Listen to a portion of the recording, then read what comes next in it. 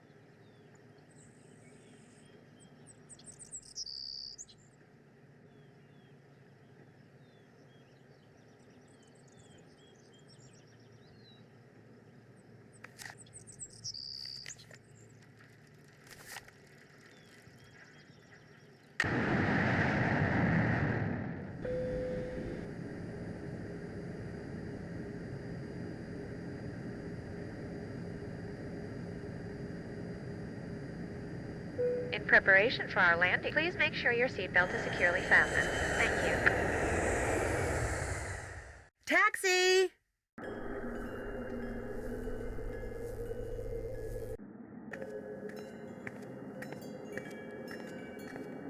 Hello? I said don't come near me. No, Minette, don't! Stay back, you hear me? Stay back!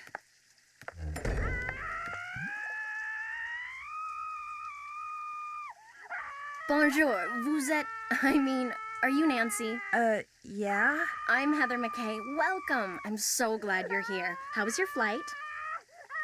Fine. Well, actually, they lost my suitcase, so I don't have any clothes or my cell phone. What's going on in there? Is someone hurt? That's just Minette throwing one of her tantrums. Don't worry. She'll stop screaming right now. They lost your suitcase? That's terrible. Well, at least you're staying with Jing Jing. She'll have tons of clothes you can borrow. Does this happen a lot? Oh, you mean Minette? Don't worry, she's fine. At least she will be after Phase 3, which should begin right about now.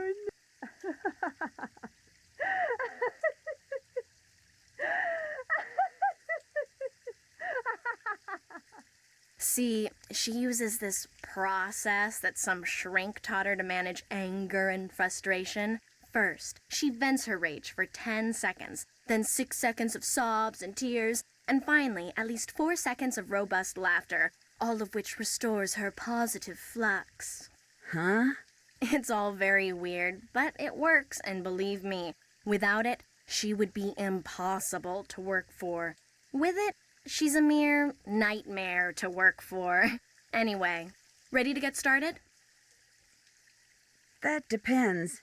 On what? On how closely I'm going to have to be working with Minette. Kidding. That desk over there will be your workstation. I made a list of all the things that need to get done and put them on your computer.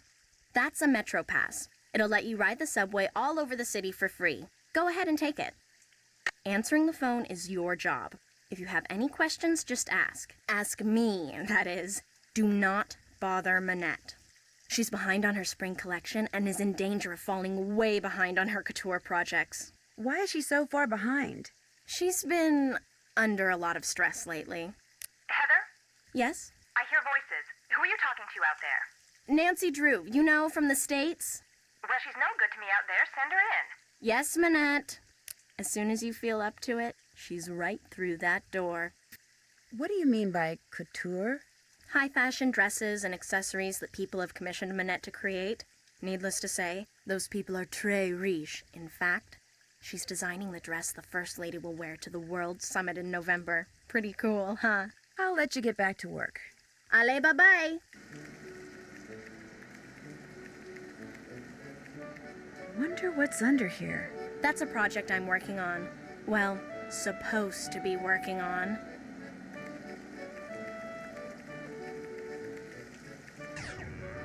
Sunny was here.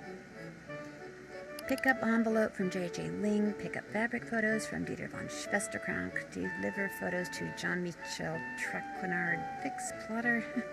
Do whatever Minette tells you to do and do it fast.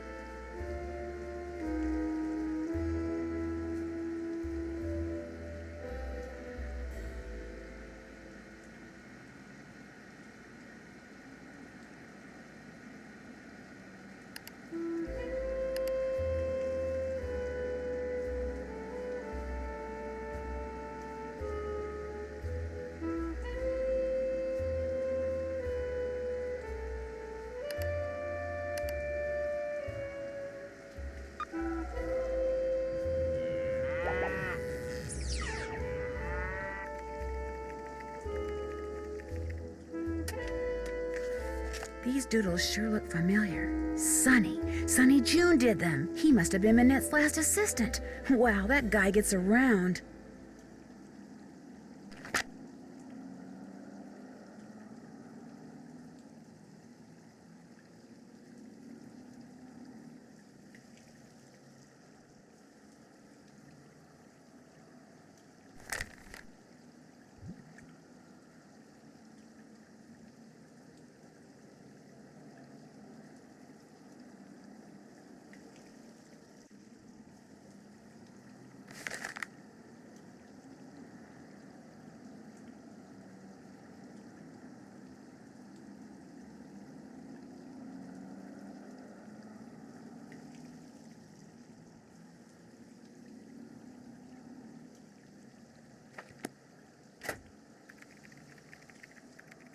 What's this? That's the plotter. It's broken. Fixing it is one of your jobs.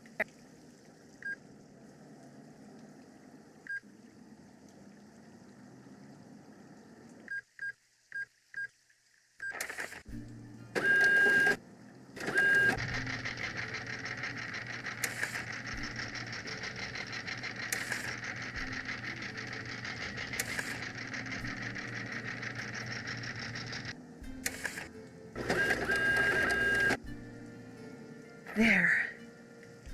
Get the phone, please. Bonjour, Minette's House of Design. Bonjour. My name is Lynn Manrique. I'm with the Modern History Department at UC Kearns in the States, and I'm following up on the letter I sent to Minette about 2 weeks ago concerning Noisette Tornade. One moment, please. Heather, someone named Lynn from UC Kearns is following up on a letter about Noisette Tornade.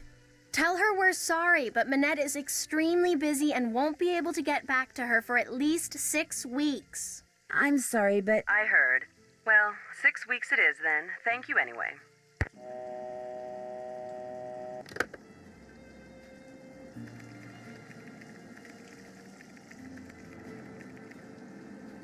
Leave that alone, okay?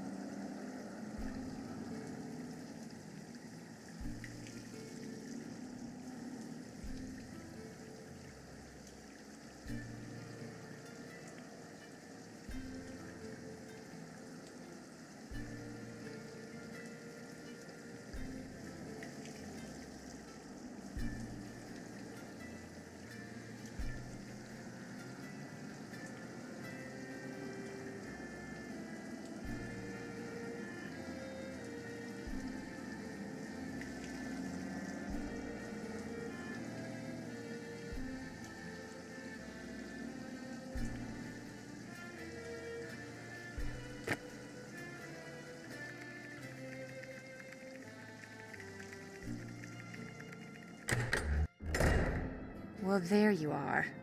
I was just about to call Amy Grunhild and tell her that this internship thing she'd arranged for you was off. It's bad enough Amy foisting you on me like this. The day I become financially independent and can tell people like her to buzz off will be the happiest day of my life. Well, you're here, we've met, so get to work. Heather did give you a list of chores, right? yes, I'm all set. One more thing. See that form over there? The one I've just started to drape? Don't touch it. Don't even go near it. That's the dress I'm designing for the First Lady. Now go. Actually, make me a pot of my special tea first. It was custom blended by my tea therapist, so make sure you follow the directions. When you're done, pour me a cup and leave it on the table. A nice big boost of herbal energy never fails to get my brain cells firing.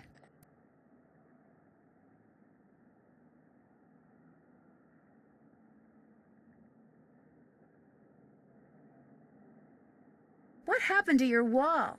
You're not really talking to me while I'm trying to work, are you? Sorry.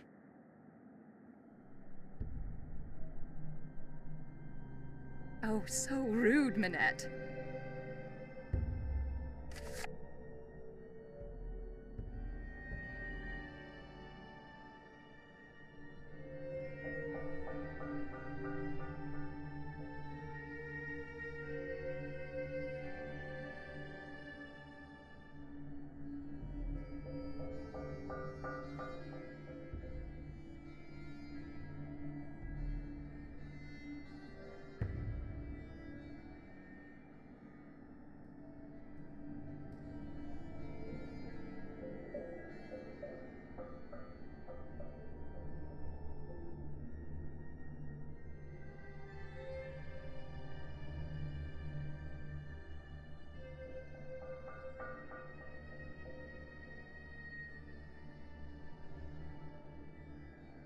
Looks like this picture was taken before someone splashed paint on the wall over there.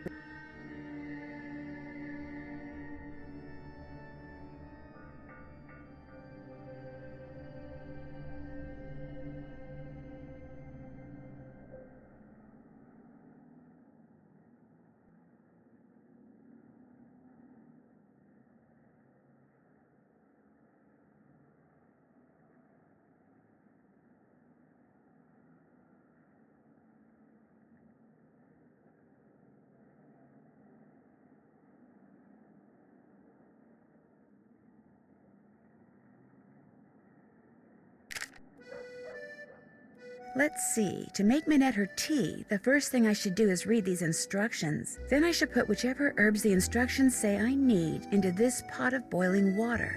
Then when I'm done, I should click on the teapot so I can pour the tea into a cup. If I make a mistake and need to throw out an herb that I chose, or the tea itself, all I have to do is click on the sink. Okay, I think I'm ready.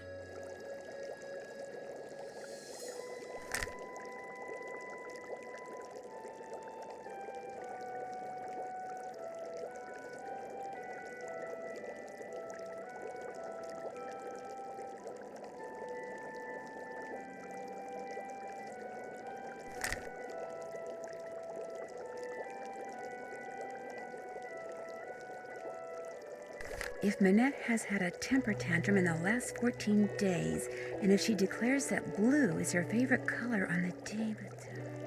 Excuse me, Minette, but what's your favorite color? Red.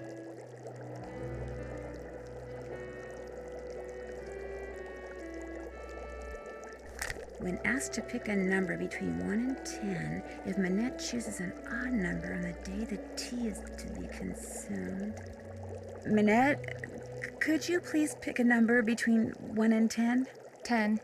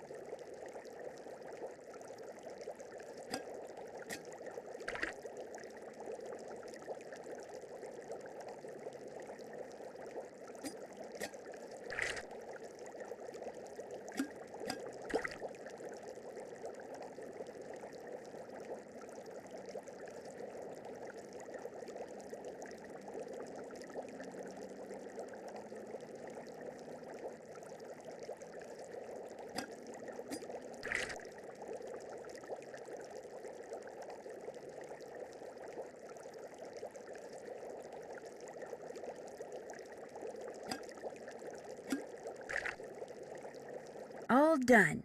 I finished making your tea. Just leave it there. Hugo Butterly, eat your heart out. Nancy, come back here. The tea is utterly rude. I can already feel my creativity flowing again, building like a wave on the ocean, surging towards some unseen shore. I have another job for you, a very critical job. See the stuff that I've been studying? That, in essence, is my spring collection. Uh-huh. All those objects have certain things in common which speak to and stimulate the artistic sinews of my subconscious, from which all the designs I need will eventually burst forth. Uh-huh. They're all totally rude, but they're not enough. I need more, Nancy. You need to take the number 7 metro to Pont Neuf, go to the flea market in Square de Vergalant Park, and buy me 4 more things with qualities identical to the ones each of these possesses. Use this bag. Put everything in there as soon as you buy it. I don't want anyone seeing what you bring me. It could give away my whole collection. Here's some money. I'm just supposed to go out and buy things? Stuff. I want stuff. New stuff that's just like this old stuff, only different. Now just take a good look at my stuff, then go. Go!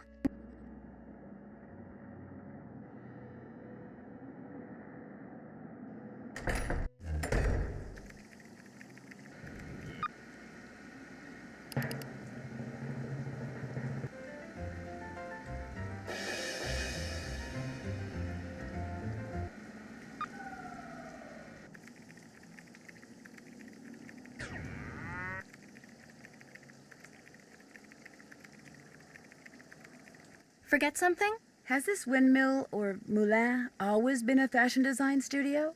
No. In fact, until a year or two ago, this little old lady lived here. When she passed away, this place went on the market and Minette snapped it up. See, Minette has this thing about curves. She claimed working in a quasi-round environment like this would make her more productive. It makes her seem very eccentric. Seem eccentric? The woman wears a mask. She is eccentric. And fashion editors eat it up. In fact, if there's one thing I've learned from Minette, it's that how a designer behaves is likely to get her just as much attention in the fashion world as what she designs. Why does Minette wear that mask? All I know is that back in March, on the last day of her big fall show, she showed up wearing that mask and she hasn't taken it off since. And she's never bothered to explain why? Sometimes she refuses to say. Other times she says it's because some mysterious man in black threw acid on her. I think it's because she just likes to get people's tongues wagging. Who is Dieter von Schwesterkrank? He's this awesome fashion photographer. But listen, as it turns out, I have to run an errand in that area, so I'll pick up those fabric photos. Oh no, that's okay. I'll do it. Finding his studio will help me get more familiar with Paris. In fact, why don't I run your errand too? No, that's all right. It can wait. Getting those prints to Jean-Mi is much more important. Why is that? Jean-Michel Trequenard is the fashion editor for Glam Glam magazine. All he really is a glorified gossip columnist, so it pays to be nice to him. Which, as you'll find out, ain't easy. His office is the Café Kiki on the Rue des Mauvais Garçons in the Marais. Look for the bald guy at the corner table. He'll have a cell phone in one hand and a fork in the other. What's with all the red paint that's splattered on the wall in Minette's studio? I came in one morning last month and there it was. Minette must have had a bad night. And she just happened to have a can of paint in her office? Probably using it for inspiration. Ah. Thanks for your help. Whenever you have questions, just ask.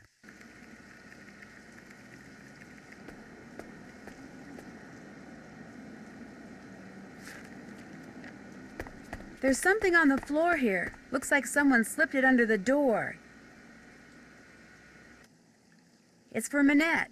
Go ahead and open it. Make the most of what little time you have left. Soon it will all be over. Oh no, not another one. Minette's gotten other letters like this?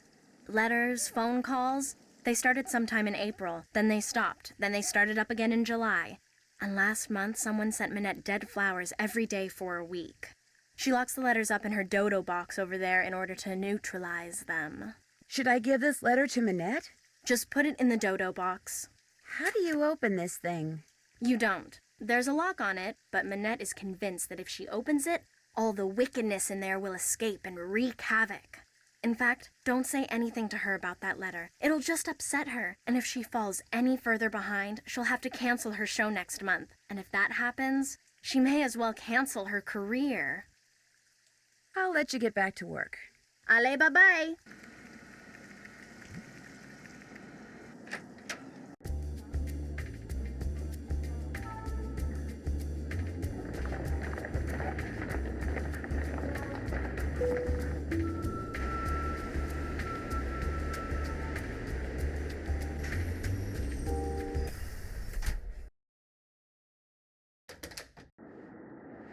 No, don't say anything. Let me guess. You lost your passport, so you're looking for the American consulate to get it replaced. Only you wound up here because you asked a Parisian for directions, and you thought you understood what he said, only you didn't. Am I right? Actually, I'm looking for Dieter von Schwesterkrank. Dieter von Schwesterkrank.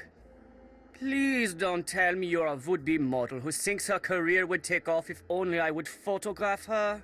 No, my name's Nancy Drew. Minette sent me here to pick up some fabric photos. I regret to say I have not printed them up yet, nor will I have time to do so for quite a while. Had I used my digital cameras, there would be no problem, but unfortunately, the essence of those fabrics was better captured by film. You're not really going to make me go back to Minette and tell her that, are you? I'd forgotten how unpleasant she can be when things don't go her way. Do you know how to make prints? No. Then you will learn. There is a binder on the bookshelf that will tell you how to make prints with the paper I use, which is Krollmeister Catacomb PB paper. The Darkroom is through the door with the red light by it, and the 4 negatives from which prints need to be made are next to the enlarger. I'm sure you'll do fine.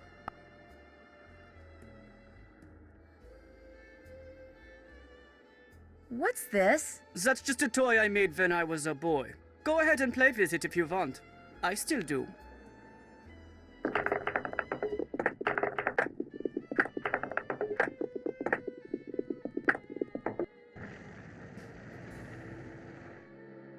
Nice camera.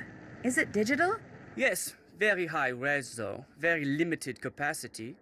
Would you like to borrow it? I'd love to. Thank you. You're welcome. Just make sure you don't knock over anything in there. Some of those chemicals are extremely volatile. Whoa, look at all those bottles of chemicals. One false move and boom.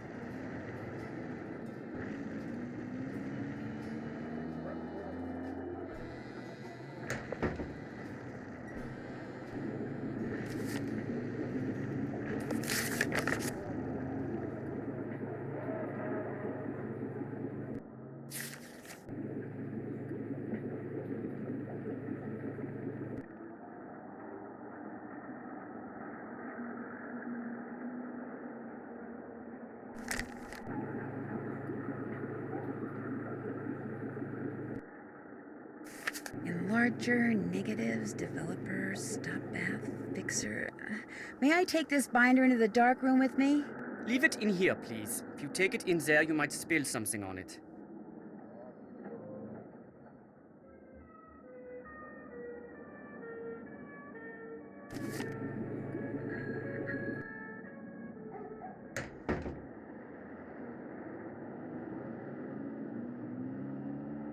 Oh my gosh, it's pitch black in here. With all those chemicals around, I'm going to have to be real careful.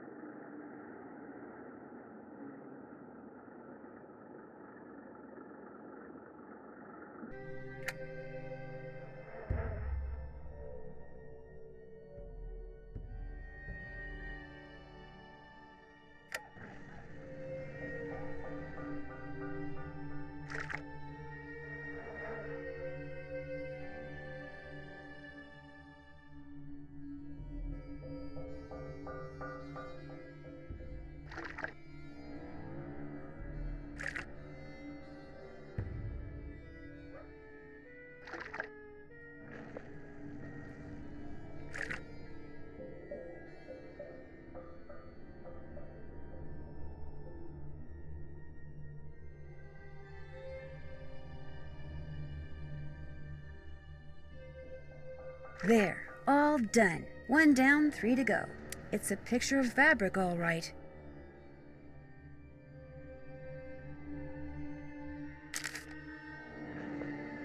These must be the negatives.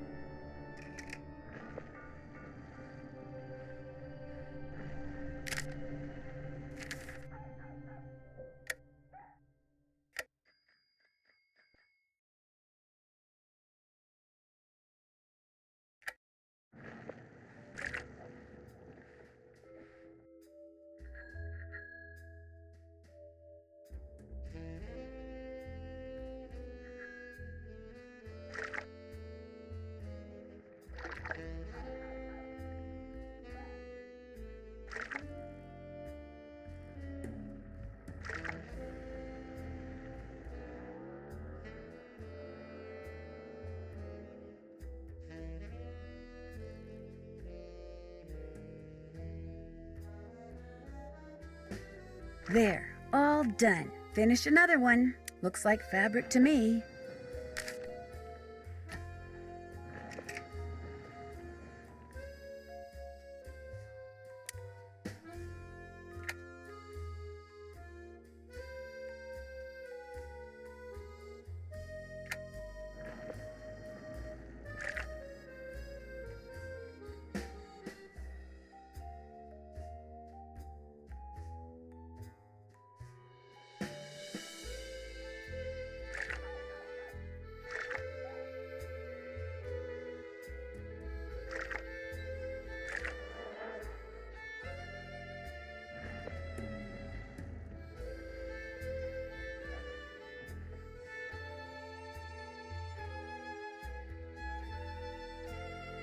There, all done. I'm getting there.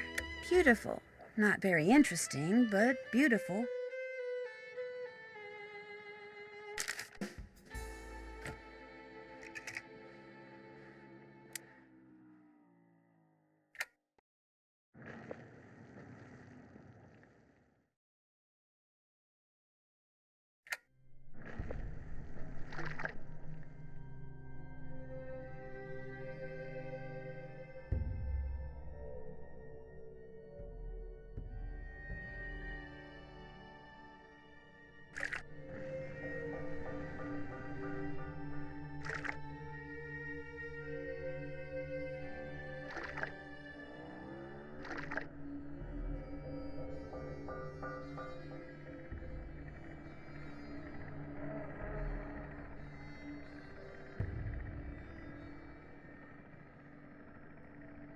There, all done.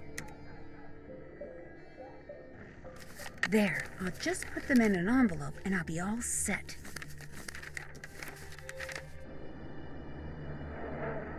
Ah, you made the prints. Now you get to have the pleasure of delivering them to Monsieur Traquenard.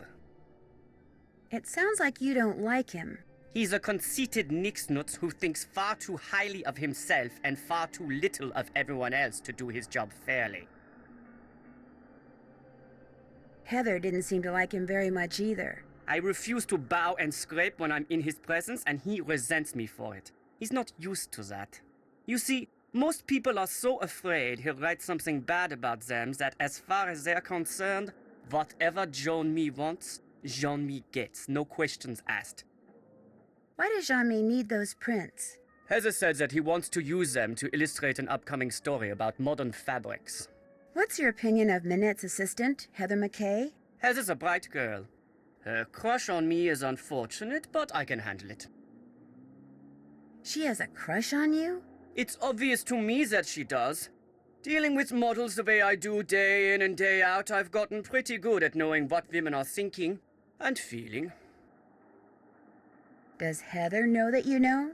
I've said nothing to her because although there is no chance that I will ever reciprocate her feelings, I see no point in hurting her. Let her have her crush. Eventually she will set her heart on someone else and I will be forgotten. It was fun talking to you. Come back anytime.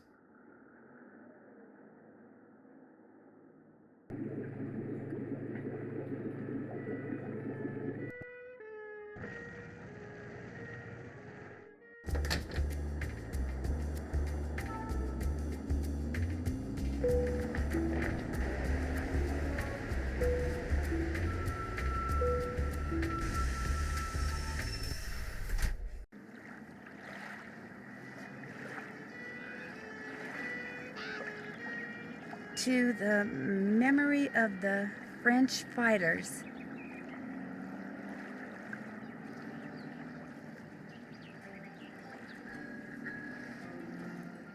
Bonjour. Lequel préférez-vous?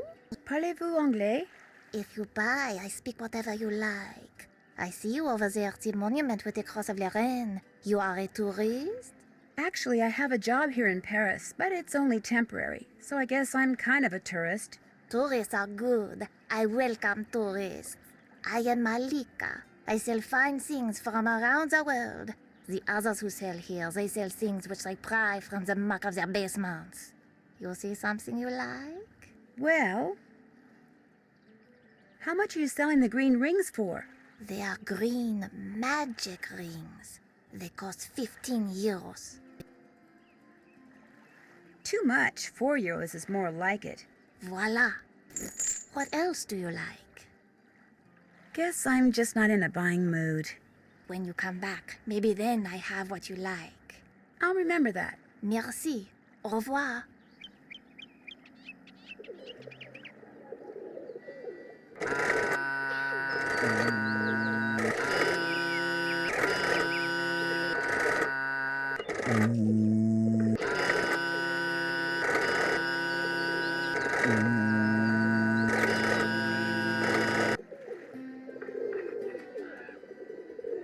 Bonjour, mademoiselle.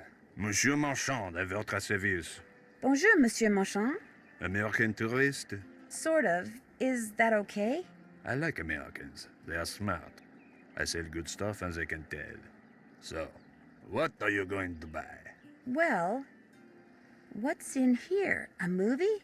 Oui, it contains an American short film. I am not sure if it is about a beloved beast of burden in Tibet or about someone who talks a lot, but it has won many awards. And the fact that it is in a nice blue canister makes it well worth 84 euro. Would you take 21 euros instead? Vendu. What else tickles the fancy? I really don't want to buy anything right now. By any chance, does mademoiselle wish to earn some money? Maybe. How? The tourists, they like to buy hand-painted reproductions of famous works of art. But as you can see, it is difficult for me to paint them. But for a young woman such as you, it is easy. You want me to paint the reproductions? You see, the lines are already there. You look at the original painting, you put paint on your brush, you paint between the lines. Voila!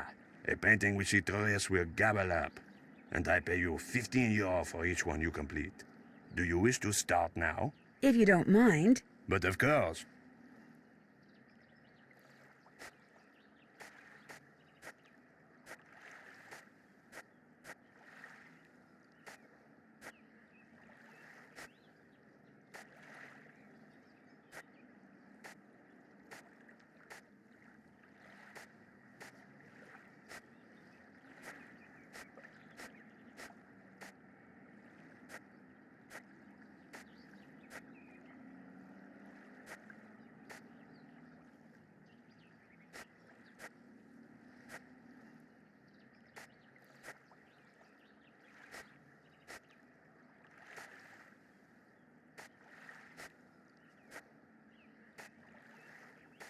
Monsieur, how's this?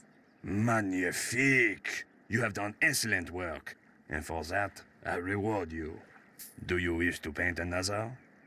Not right now. Maybe later. Very well. Au revoir, mademoiselle. Au revoir.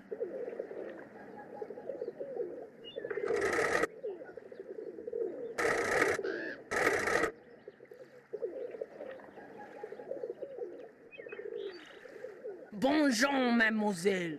If you like the bargains, you have come to the right place. What captures the eyes? Well...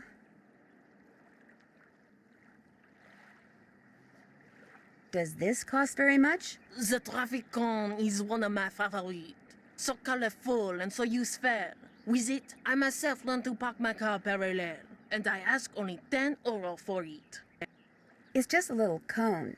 1 euro. It is yours. See anything else you like? What's the price of this lava lamp? That lamp is very special. Their truck which rises and falls inside it, unlike any I have ever seen. Watching it will entertain you for hours. And I am selling it for only 20 euro. Would you take 15 euros instead? It is yours. See anything else you like? This piece of stone looks interesting. Your instincts are very good. It is not just a piece of stone, it is a piece of history. That is an ancient key from an ancient civilization. I sell it to you for 53 euro.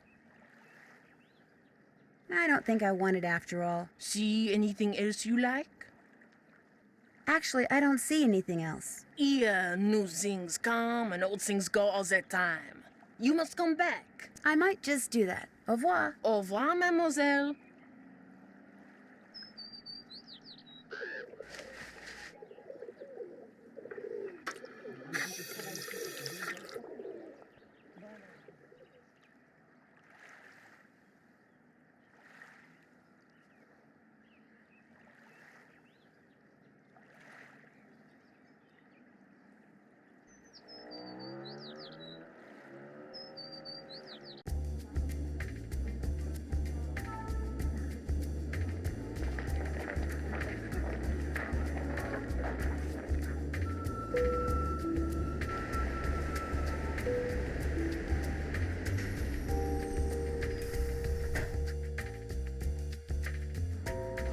Oui?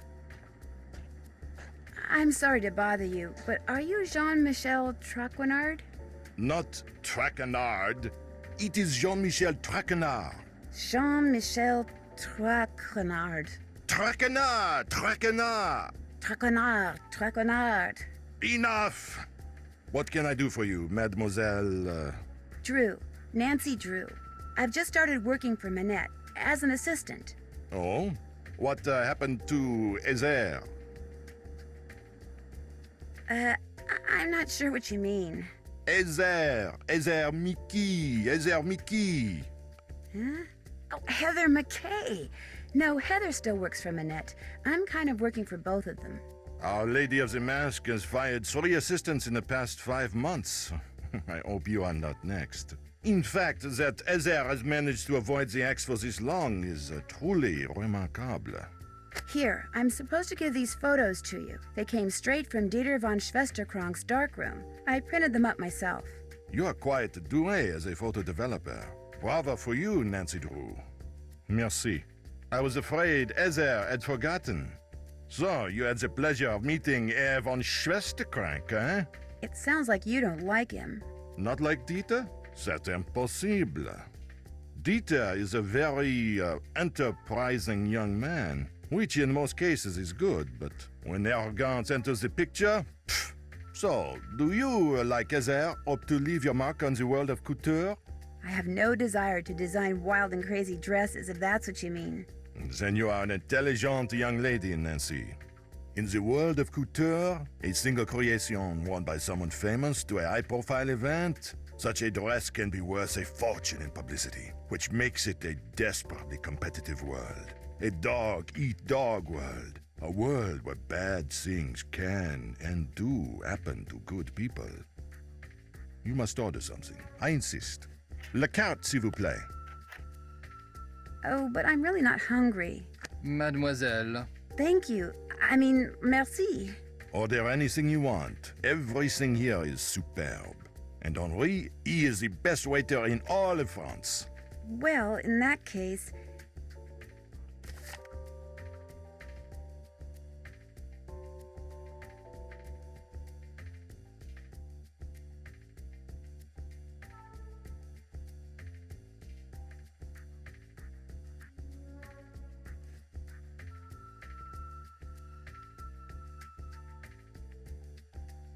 I think I'll have the crème de glace. Très bien. Merci. Henri, ajoutez-le mon édition, s'il vous plaît. Certainement. Ice cream with a sprig of mint on top. So refreshing. Yum. I'm glad I ordered that. It was great. Excusez-moi, mademoiselle. So, what else do you wish from me? Do you have any idea why Minette wears that mask? I believe she is the victim of botched plastic surgery.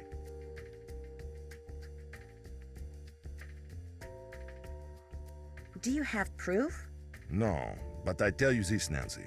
Some women with noses that would put birds of prey to shame are perfectly content with their appearance, while others with acceptable features are convinced they are more hideous than Frankenstein. Self-image. It can make people do strange things. If you had to name Minette's worst enemy, who would that be? Ugo Batelli, without a doubt. Not only do he and Minette have similar design styles, so that they are constantly competing for the same couture clients, but both of them are unthinking, socially inept egoists.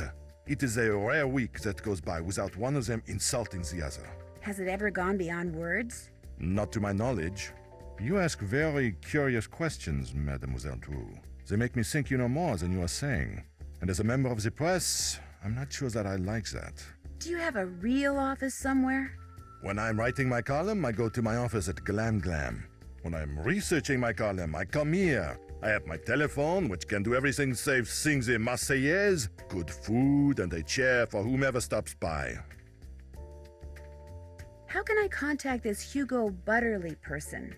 His phone number is right here in my digital assistant. Of course, it's extremely unlikely that you will be able to talk to him in person. Even I occasionally have trouble penetrating the wall of sycophants that surrounds him. So, what else do you wish from me? We'll talk again later, okay? Au revoir, mademoiselle.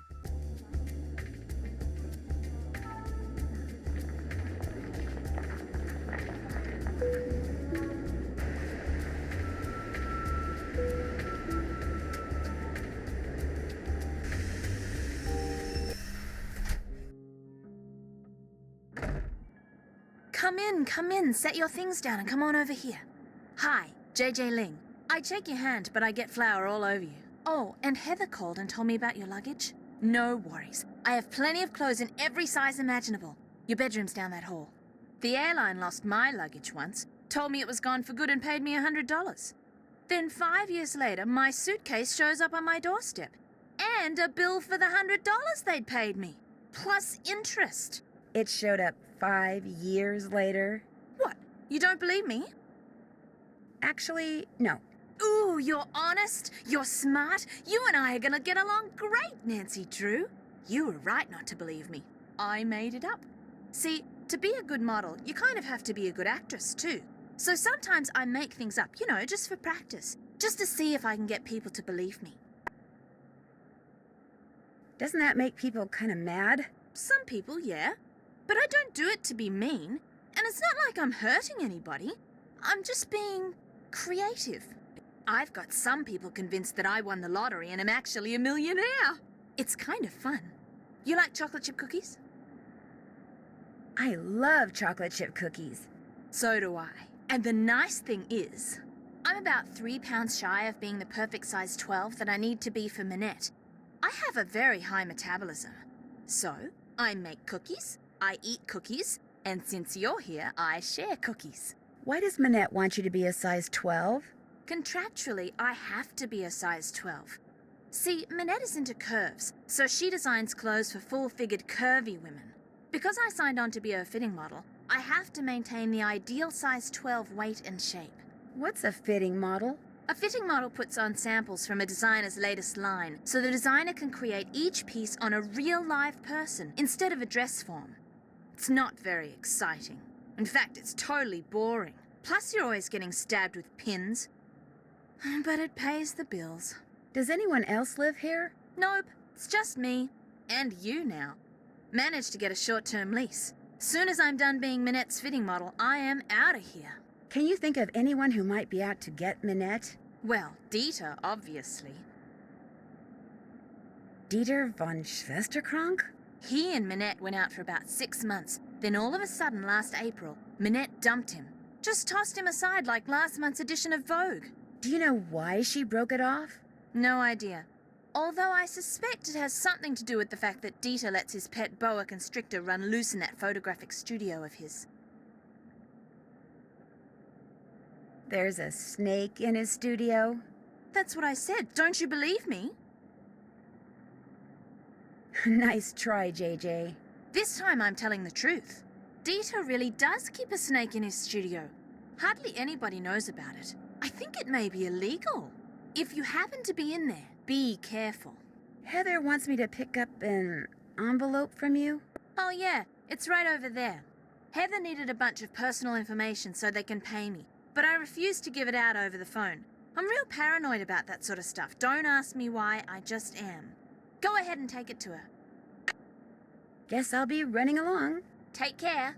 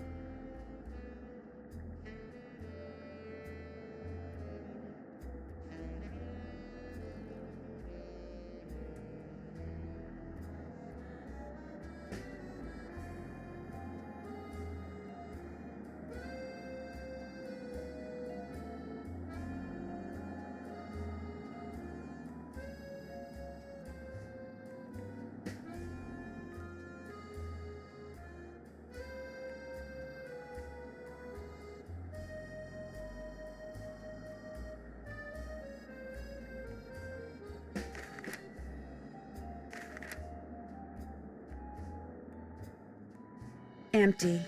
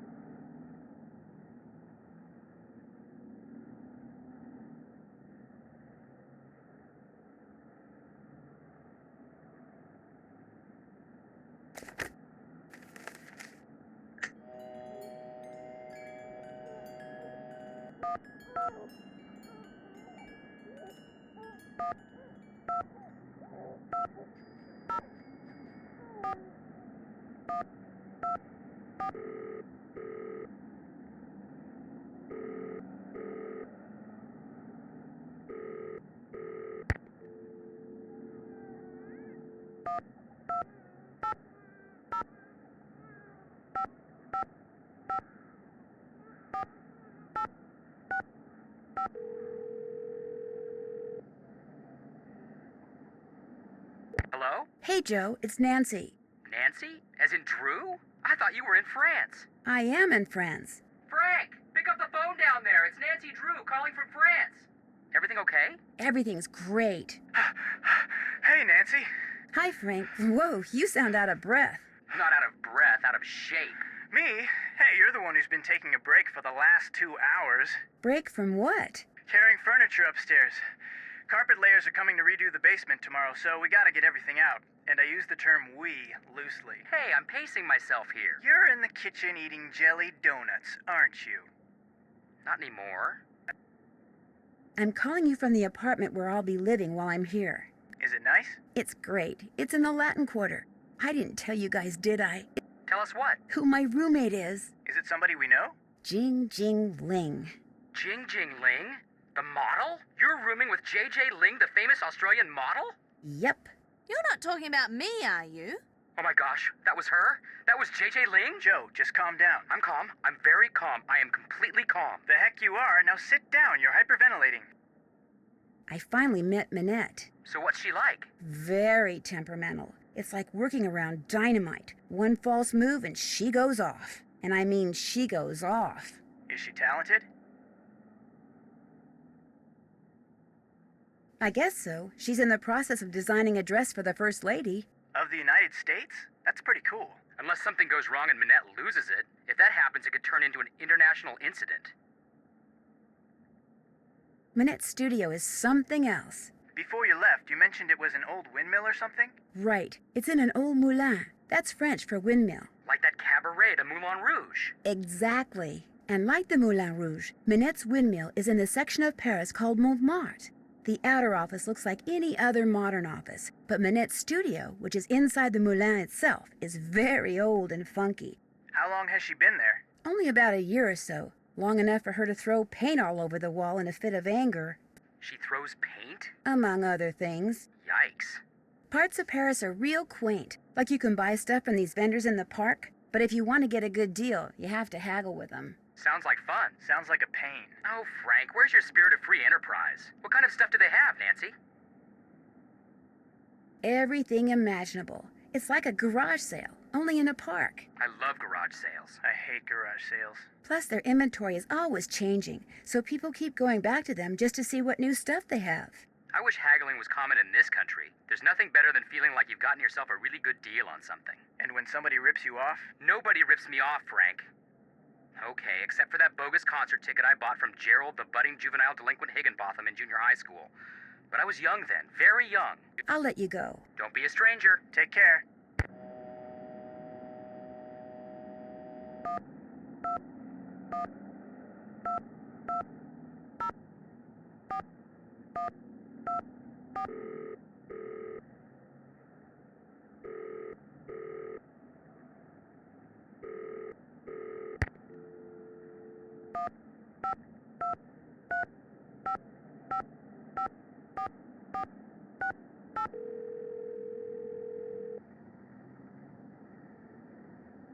Hello? Bonjour. No! Nancy! George, go get on the other line, quick. It's Nancy. And remember, talk fast. She's calling all the way from France. So where are you? What have you seen? How do you like Paris? What's Minette like? Have you learned how to design clothes? Bess, slow down. You don't have to talk fast, okay? My dad bought me a phone card and told me to make as many calls as I want. Oh, great. Hi, Nance. What's going on? How's Paris? Have you seen the Louvre? What about the Eiffel Tower? How many famous people have you met? George, 3 words. Prepaid phone card. Oh, great. Hey, perfect timing. We were just about to go for a run. Whoa, wait a minute. A run? Jog. I meant jog. But you said run. I meant jog. You know how I feel about the R word, George. Jog. We're going for a jog, Bess. Honest. So, Nance, tell us about Minette. Well, she's very high-strung. Why do you say that? Well, the first time I walked into her office, I was almost decapitated by the potted plant she'd just thrown. She threw a potted plant at you? Before she even knew you? That was rude. Actually, she was throwing it at Heather, her assistant. Oh, and Bess, according to Minette, when something is cool, she says it's totally rude. Rude. You know, that's got a ring to it. He is one rude dude. Yeah, I like it. I'm gonna start saying that. Have you ever heard of a fashion photographer named Dieter von Schwesterkrank? No, but I'll bet he's young, German, and cute. Why do you say that? Because I have a sixth sense about these things. Go ahead, Nancy. Describe him in all his luscious Teutonic detail. Well, he's young, German, and cute. See? Why do you ask, Nan? He's pretty sure that Minette's assistant Heather has a crush on him. Is that good or bad? Well, it's good for Dieter's ego, I'm sure, but if it's true, it's bad for Heather.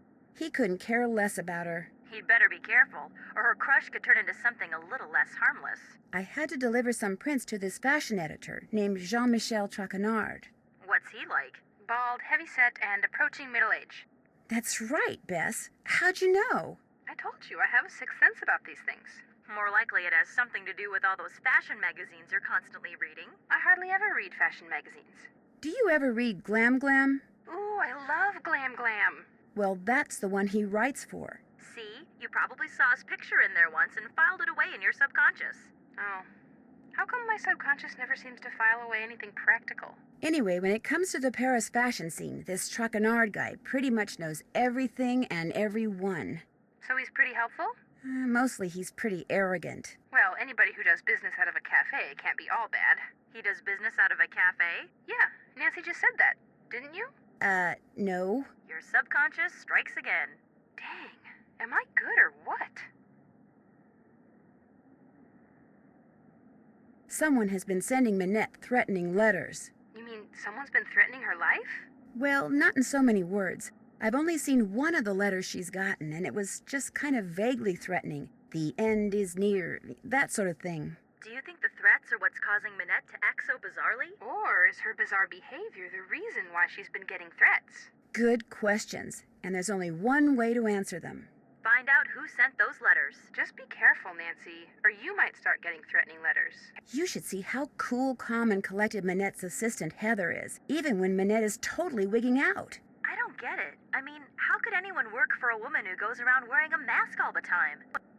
Apparently, Minette has fired 3 other assistants in the past 5 months alone. Sounds like Heather is quite the survivor. Or maybe she's the reason the others didn't survive. Ooh, good point. Don't turn your back on her, Nan. She may end up sticking a knife in it. It seems that Minette's biggest rival is a fashion designer named Hugo Butterly. You think he's the one who's been sending Minette those threats? I think it's possible.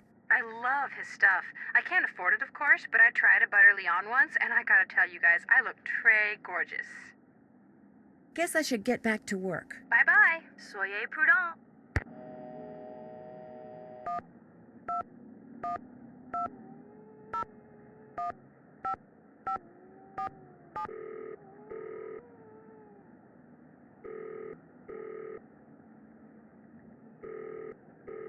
What? Another question? Look, just send the oldest, moldiest, worst-smelling cheese you have to that address. Now quit calling me and get it done! Mr. Butterly? Who is this? Well, it's obviously not who you think it is. My name's Nancy Drew. I don't know any Nancy Drew. I'm, kind of a friend of Minette's. Her I know. And you don't like her? Let's see, her work is repugnant, pedestrian, completely boring and amateurish at best. How could I possibly like someone who churns out such dreck? Now, if you'll excuse me, whoever you are, I'm going to hang up. Goodbye, then. No, wait, I just wanna... Rats.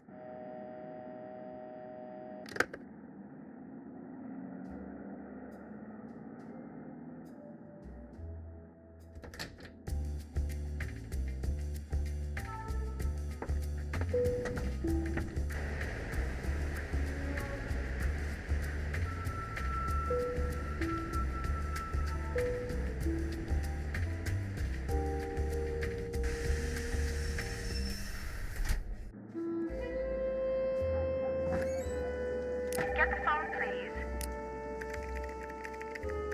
Bonjour, Minette's House of Design. Bonjour, est-ce que c'est Heather? This is Nancy Drew. Nancy Drew. Oh my, that name is familiar, but for the life of me, I cannot remember why. Nancy Drew. This is going to drive me mad. May I ask who this is? Prudence Rutherford. Prudence Rutherford? Oh, shoot. I know you. I talked to you when I was working at the Beach Hill Museum in Washington, D.C. I'm Nancy Drew, remember? You sent me a copy of your fire ruby necklace. You know, the one that had been stolen. Oh, good heavens, yes, of course, Nancy Drew. Why, as I understand it, it was largely because of your investigatory prowess that my real necklace was recovered soon thereafter. What on earth is a nascent detective like you doing answering the telephone for Minette? Get down from there. Excuse me, dear. Nancy, tell her the designs are done and will be shipped to her by the end of the week. Then go to the work table and finish them. You want me to finish them? The instructions are all right there. Piece of cake. Why my husband insists on sitting here in my study in his soggy tennis togs when he has the run of the whole villa is beyond me. Oh dear. Thanks to that scallywag, I've quite forgotten what we were talking about. I forget too, but the important thing is I'm going to ship you some designs very shortly. Oh, goody gumdrops. You should have them by the end of the week. Wonderful. I'm sure they're going to knock my socks off and blow me away, as you young people like to say. Lucille, get the deodorizer, please. Philip's been in here again, I'm afraid. Goodbye, dear. Or shall I say, à tout à l'heure.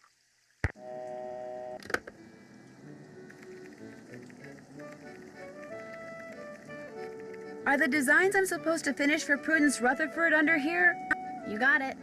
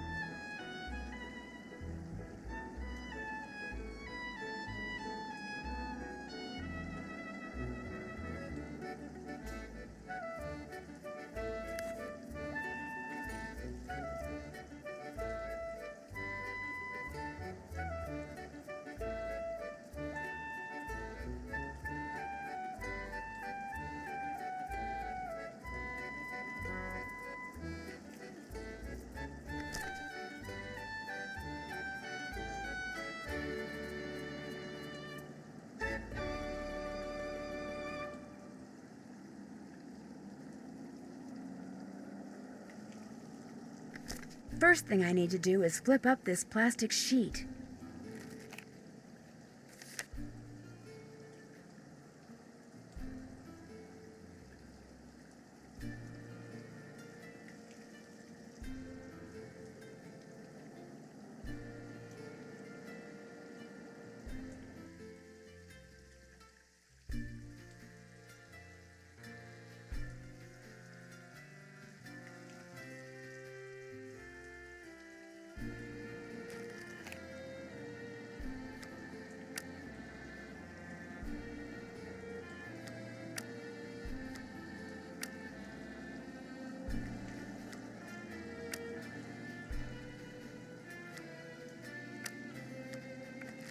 By George, I think you've got it.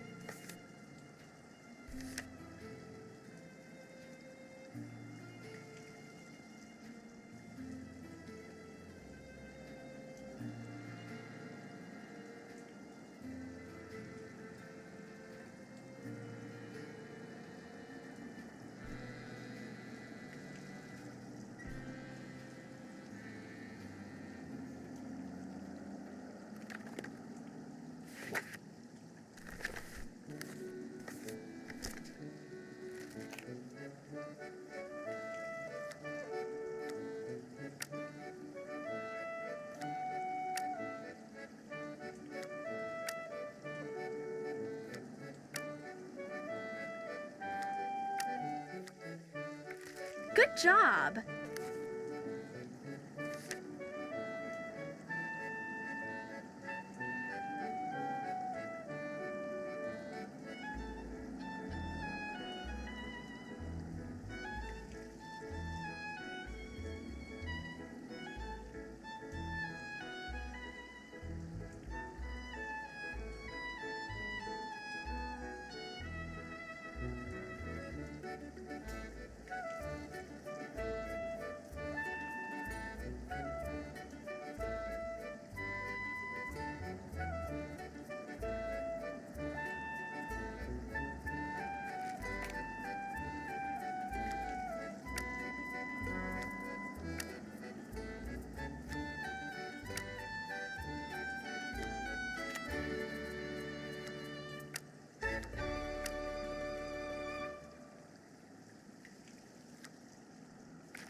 Well, that's that. All 3 outfits are ready for you to send to Prudence. Looks good to me. What's up? Do you work for Minette because you want to be a fashion designer too? Well, I studied at Rhode Island School of Design and Central St. Martin's in London, so I kind of like to think that I already am a fashion designer. I work for Minette mostly so I can develop some contacts and get a feel for the business end of things. When do you think you'll be ready to go off on your own? I don't know. Heather, my pencil's missing. It was right here and now it's gone. You walked off with it again. No, I didn't. Yes, you did. No, I didn't. I'm telling you, it's not here. Did you check behind your ear? Oh. When Minette fires me, that's when I'll go off on my own. And as you just heard, that could be any day now. Here's that envelope I picked up from JJ. I almost forgot. No problem. Talk to you later. Have fun.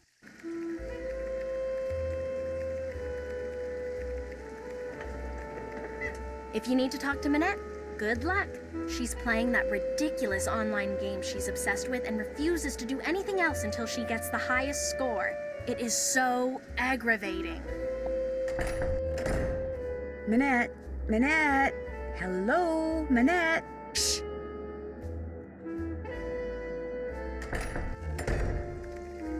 Forget something? Minette is so into that online game, she won't even talk to me. Tell me about it. To have any chance of meeting her deadlines, she has to keep working. But there she is, mesmerized once again by that silly game. Wait a minute. How good are you at computer games? Not too bad. I stink at them. But if somebody could get online, play that stupid game and get the highest score while pretending to be her, she wouldn't know the difference and we could all get back to work. Anyway, it would be worth a shot. Well, I'll see you later. Whenever you have questions, just ask.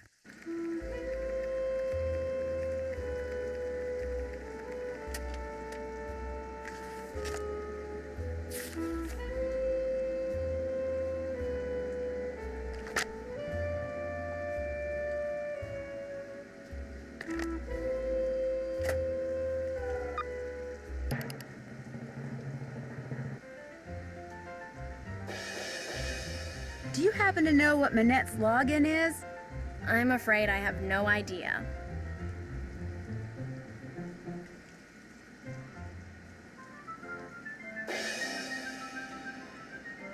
Yes!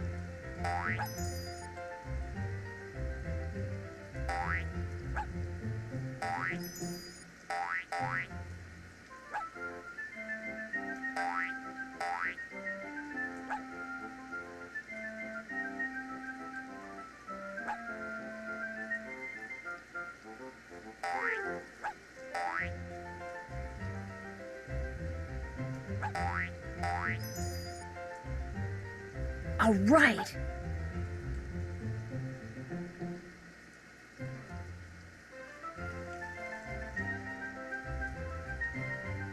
I got the highest score. Or should I say Carol did. Oh my gosh, I did it. Heather, I won. I got the highest score. Send Nancy in here. We've got work to do, and I am on a roll. You're a genius. Now get in there before she decides she has to beat that score.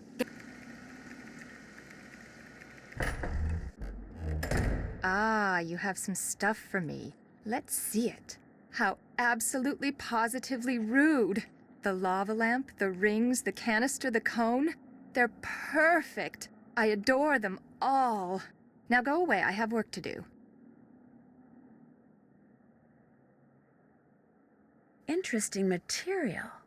You're not touching that, are you? I was just looking.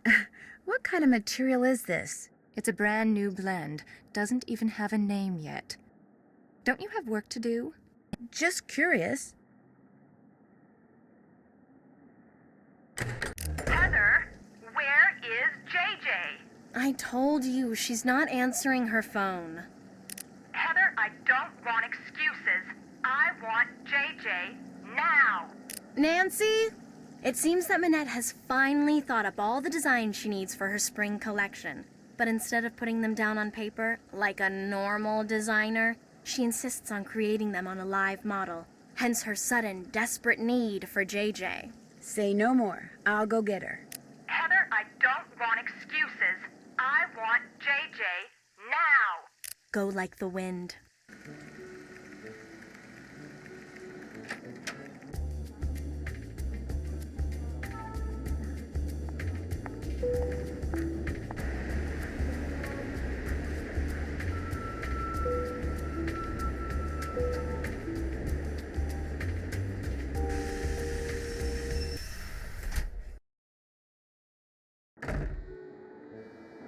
Oh, goody, you're back. I'm really bored. Let's play hangman. You know how to play, right? No, actually, I don't. It's real easy. All you do is try to guess what 6-letter word I'm thinking of. You just say a letter, and if it's a letter in the word I'm thinking of, I'll write it down. If it's not in the word, I'll also draw part of the guy who's getting hanged. If I finish the stick figure before you guess the word, you lose. So, you ready? On second thought, maybe some other time. Anytime you want to play, just let me know. Minette needs you at her studio. In fact, she's been screaming for you, literally. Too bad. I'm not going anywhere until these mint chocolate chip cookies are finished. You have to. Minette is freaking out. Too bad. Silly me, I just said that, didn't I? Look, go to the studio. I'll finish those for you, okay? I'll do a great job, I promise. Well, I'll head over there. But I'm going to call you before I set one foot inside Minette's studio. And if those aren't done, or if you try to lie... I never lie. Ask anyone. Well, all right. Everything you need is right here. Recipe, baking sheet, mixing bowl, measuring cups and spoons, ingredients, and if you mess up and want to start over, just turn around and dump it down the sink. One problem though. The recipe calls for fresh mint. Only I had to toss the sprig I had because it was moldy. So you're going to have to go out and find some more. Which could be hard because there's some kind of mint shortage thing going on. Oh, and I'm also out of brown sugar. I think there's a way to substitute for it using molasses somehow, but that's your problem now. Remember, I'm going to call you when I get to Minette's. If those cookies aren't done, I'm going to go shopping instead, and Minette's going to go bonkers. Ta-ta! What are books doing in here? What in the world is JJ doing with books on electrical engineering? Well, here's some molasses.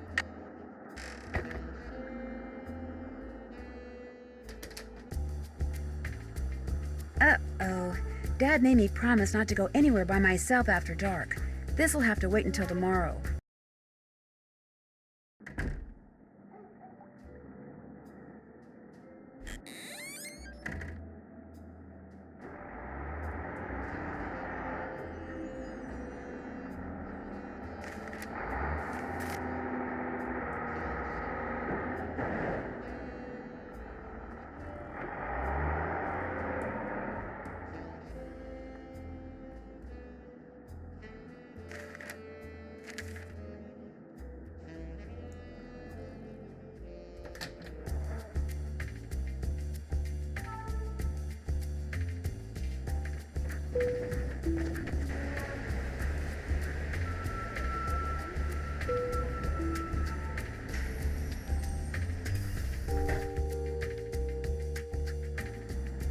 Mademoiselle Drew, what is it now?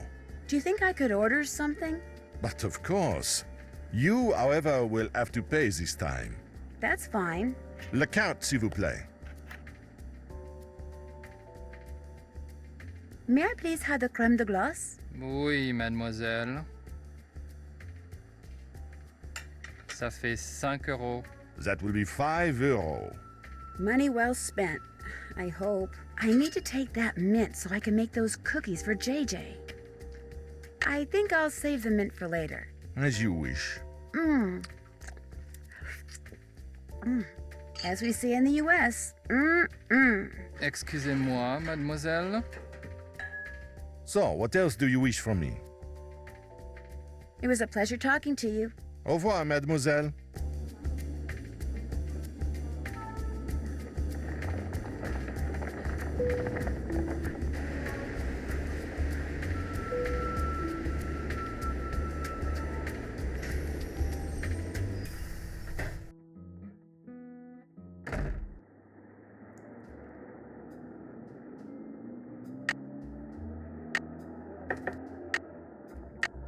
I'll just chop up this mint.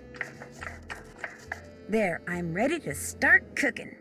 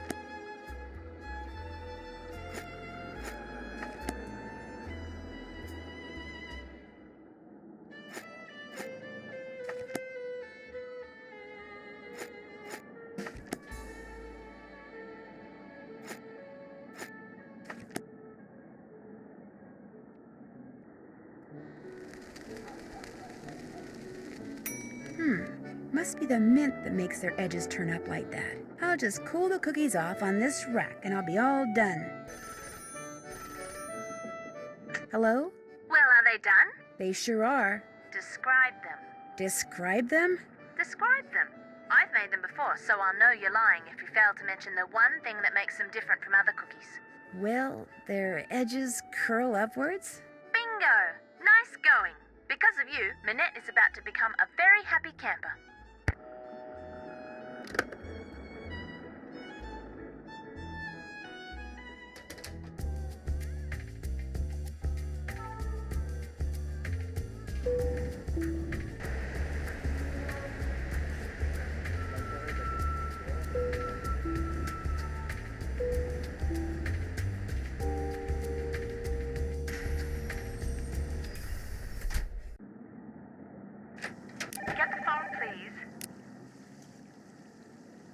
Minette's House of Design. I need to speak to Minette. May I tell her who's calling? No, just get her on the phone. I'm afraid I'm going to have to take a message. Get her on the phone now. Who is this? Are you going to connect me with Minette or not? No. Wrong answer.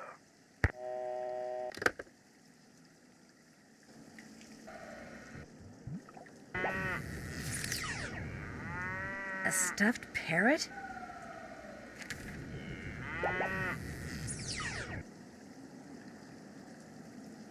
Ouch! Oh, quit whining. It's just a pin.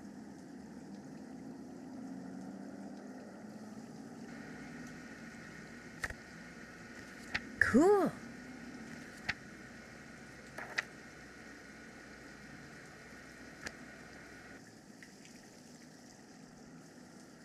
Are we almost done? No. Ouch! Oh, quit whining. It's just a pin.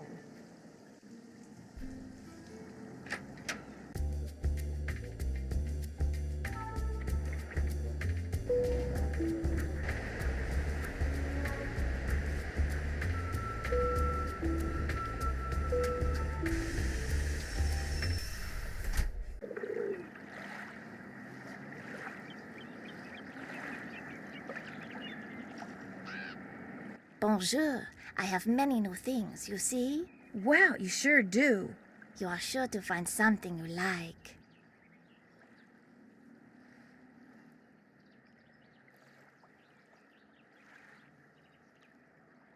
Guess I'm just not in a buying mood. When you want to look again, just come back. I will. Au revoir. Au revoir.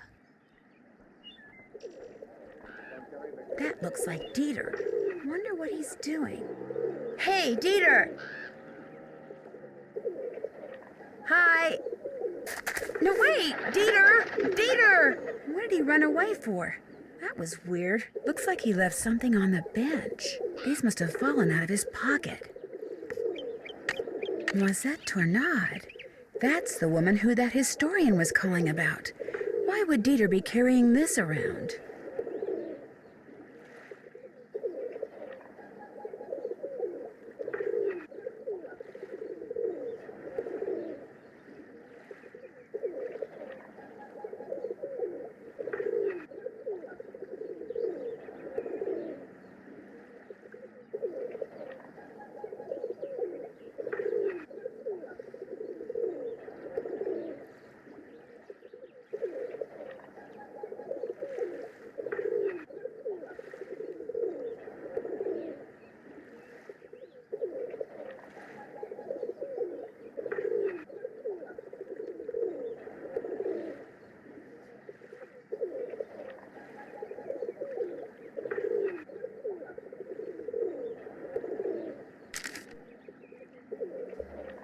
Bonjour, mademoiselle. As you can see, you have many new things to choose from.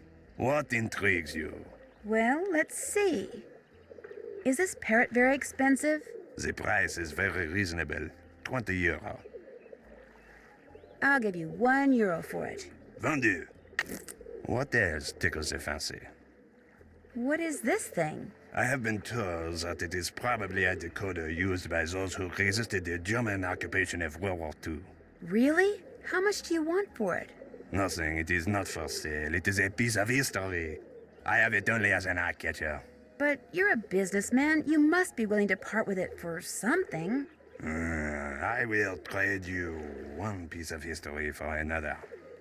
You give me a bottle of Mouton Fouetté 1968, and I give you the decoder. Deal. What's Mouton Fouetté? Mouton Fouetté 1968 is a very rare beverage that is usually stored underground. Unfortunately, finding an intact bottle has become next to impossible. But if you want the decoder, the impossible is what you must do. So, get me a bottle of Mouton Fouetté 1968. I will accept nothing less. In the meantime, what else tickles the fancy? I really don't want to buy anything right now. Very well. Au revoir, mademoiselle. Au revoir.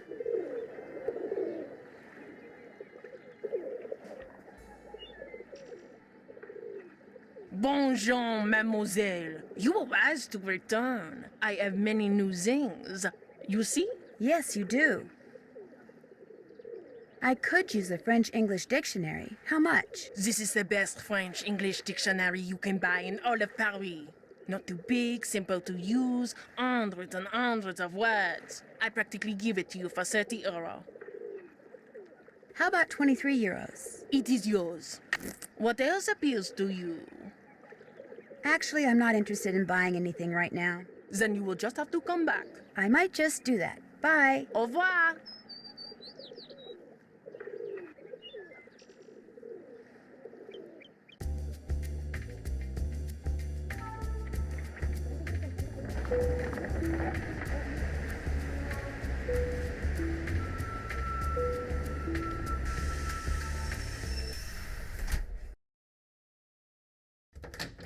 Looks like someone's in the darkroom.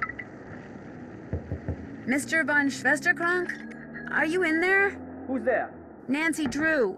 I just wanted to ask you some questions. I'm very busy. You'll have to come back. I just wondered what you were doing in Square du Vert Galant Park. I was just taking a walk. You dropped an obituary about Noisette Tornade. Shall I leave it for you? There's no need. I don't want it. Why were you carrying it around? Because I was going to send it to my grandmother. I thought she knew the woman. Turns out she didn't. You also dropped some kind of trinket. Looks like a miniature clock. That's something my great-uncle Hans gave me. It's actually a key. It opens the panel over there to the right of the bookshelf. He lived here during the war. The place has been in the family ever since. What's behind the panel? Go ahead and see for yourself. Just be prepared to go a little cuckoo.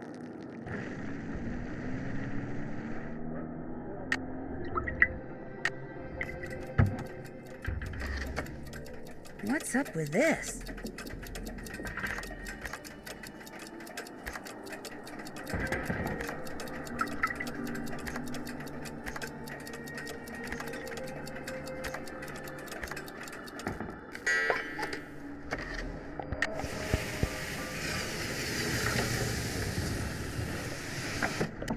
Mr. von Schwesterkrank? Believe it or not, that key your uncle gave you opened up some kind of passageway.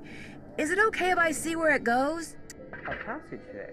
He never said anything about a passageway. Go ahead and explore it all you want. Just be careful. This building is very old.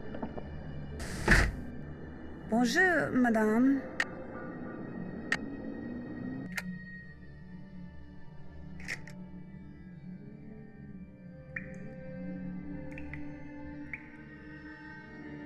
I wonder what that symbol means. The year when our despair ended, the year when my despair began.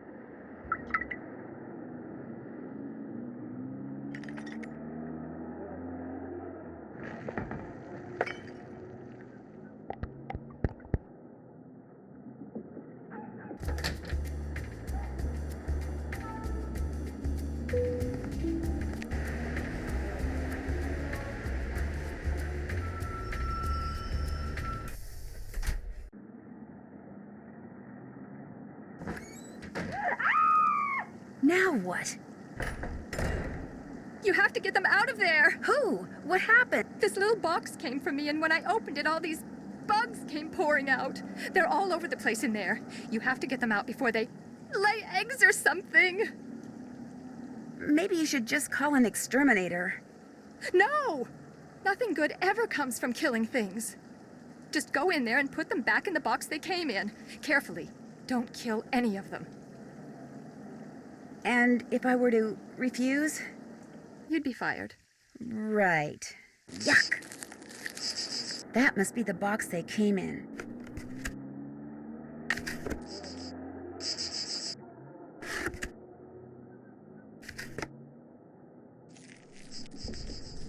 Gotcha! Fonts. Somehow I don't see Minette getting real excited about fonts.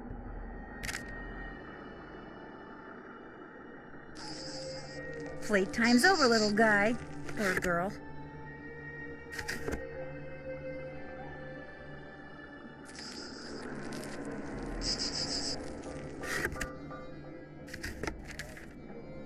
Dear Miss Minette, the books on the women of the French Resistance, exploits of Noisette Tornade, because she owned the windmill which you now own. Oh, this is from that historian who called before. Maybe she can help me figure out why Dita was carrying that obituary around.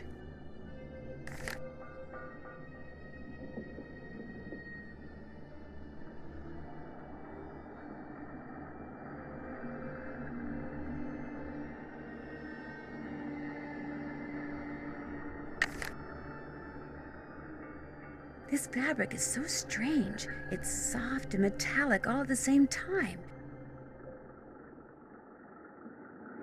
If I were an insect, where would I hide? Too slow.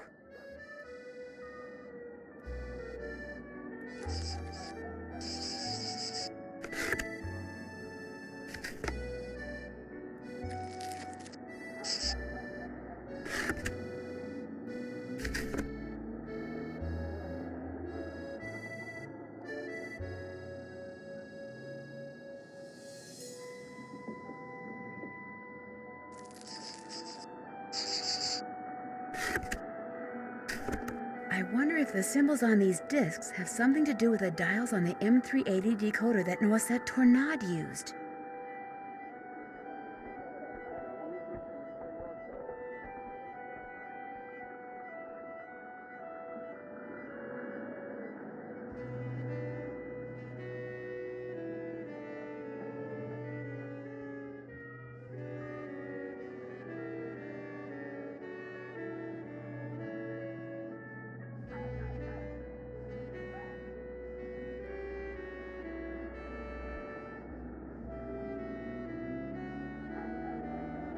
Here, buggy, buggy, buggy.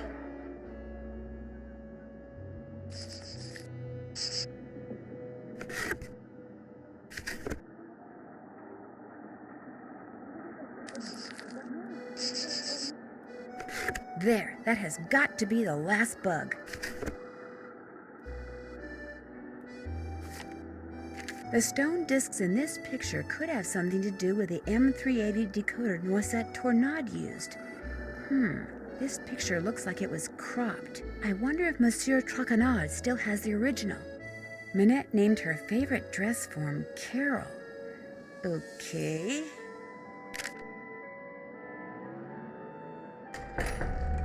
You can open the door now, Minette. Did you get all of the bugs? Yes, Minette. How many are there? I don't know, 9? Are they all alive? Yes, Minette. Are you sure you didn't kill any? Positive. And they're all in the box? Yes. Okay, listen. I want you to take that box to the park and let those things go. Only I don't want to be here when you come out. Probably the only thing those twisted little vermin are thinking about right now is revenge. Minette, they're cockroaches. Exactly! So I want you to count to 10, and then, and only then, are you to come out of there, all right? Anything you say. 1, 2, 3, 4, 5, 6, 7, 8, 9, 10. What a nut job.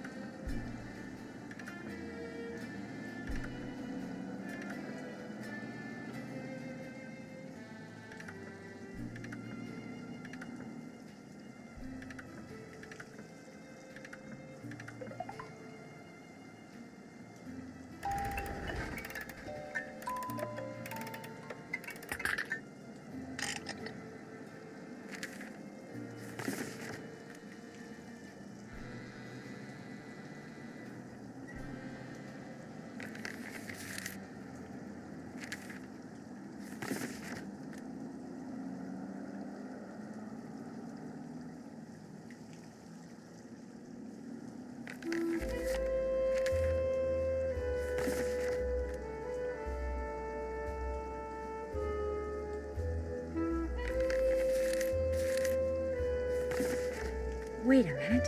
These letters are the same ones that I saw in that memo Heather sent to Minette, which means the person who sent this must have been Heather.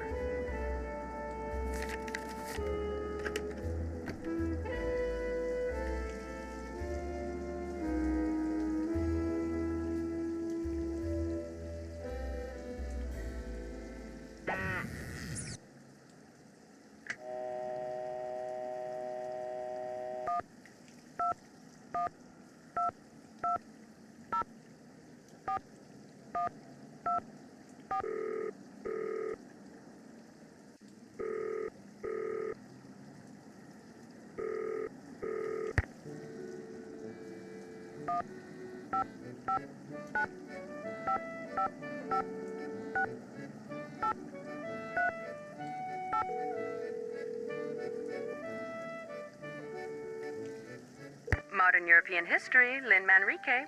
Hello, my name is Nancy Drew. I'm calling from Paris. Actually, I talked to you earlier when you tried to call Minette. She's finally calling me back? Wonderful. Please, put her on. I'd like to, but I'm afraid she's still too busy to talk to you. Oh. But if you don't mind, could I ask you a couple of questions about Noisette Tournade? Certainly. How long did she live in the Moulin, where Minette now has her studio? She lived there for 55 years, from 1949 to 2004. She sold it when she moved to Provence, which is where she passed away. She never married, you know. Very private person. She served as Paris's director of public works for more than 20 years, yet not one person has been able to tell me what her favorite color was. What did she do during the war? From 1942 until the liberation of Paris, Noisette worked as a translator for the Germans by day and an encoder for the French resistance by night. This, as you might imagine, made everyone suspicious of her, both French and Germans alike. And after the war, things got ugly. Especially when people found out she was romantically involved with a German soldier. His name was Hans von Schwesterkrank. You're kidding me. Was he by any chance related to Dieter von Schwesterkrank, the fashion photographer? I'm afraid I have no idea. Hans left Paris right after the war and never returned, leaving Noisette to fend for herself. She was tried as a collaborator in 1946 and acquitted, but the experience left her quite bitter. You see, some people said that during the war she took various pieces of artwork, mostly from churches, and stashed them away somewhere so they wouldn't fall into enemy hands. That sounds pretty heroic to me. Well, some people said she stole them for herself, and unfortunately, the artwork remains lost to this day. No one knows exactly what Noisette took, or if indeed she took anything. In any case, Noisette was terribly hurt that the city she loved had turned on her like that. After her trial, she told the press that the truth of what she'd done during the war resided in her and in the person and place she loved the most. And that was that. She never spoke of her wartime activities again. I assume that the person she was referring to was Hans von Schwesterkrank, who passed away a year or two ago, and that the place was her beloved Moulin, which is why I'm hoping Minette will allow me to visit it. Now, I've got a question for you. In the hours before she died, Noisette was said to have constantly muttered 3 words: red, left, green. Is there anything inside the Moulin that has to do with red, left, green? Anything at all? No, but I'll keep that in mind and let you know if I see something. I'd appreciate it. Any other questions? What was the French resistance? That was the name given to the various groups of men and women who did their best to undermine Germany's military occupation of France during World War II. Some would engage in strikes and sabotage, while others would collect and pass intelligence along to the Allies. Needless to say, their operations were highly covert and very dangerous. What else can you tell me about the German occupation of Paris? The German army entered Paris on June 14th, 1940, and after France formally surrendered on June 22nd, the Germans controlled the city. They took whatever they wanted: food, supplies, houses, artwork, and dictated how Parisians were to live their lives. Naturally, their presence was deeply resented. Some people ignored the situation as best they could. Some collaborated with the Germans, while others, like those in the resistance, fought back until the city was finally liberated on August 25th, 1944. After the war, when she was the director of public works, what kind of things did Noisette do? She oversaw many of the services which the citizens of Paris enjoyed every day. Streets, bridges, parks, their maintenance all came under Noisette's purview.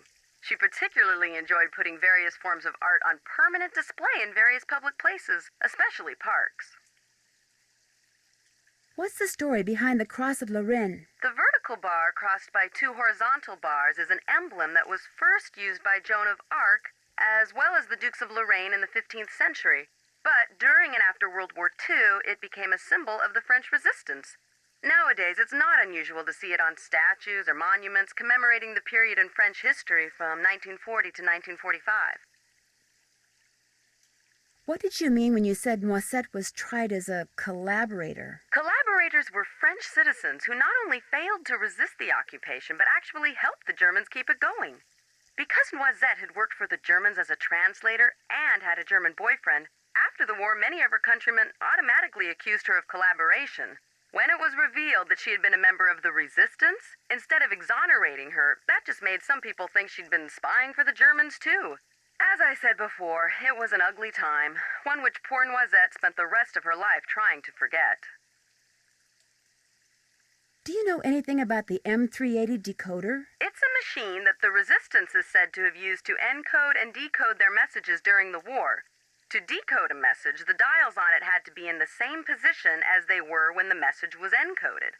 The famous Enigma machine operated in much the same way. Do you think Noisette ever used the M380? I would stake my reputation on it. What is the Enigma machine? The Enigma machine is what the Germans used to encipher and decipher their secret messages during World War II. Allied codebreakers were finally able to figure out how the machine worked, and as a result, some say the war ended 2 years sooner than it would have otherwise. You've been very helpful. Thank you. My pleasure. Bye.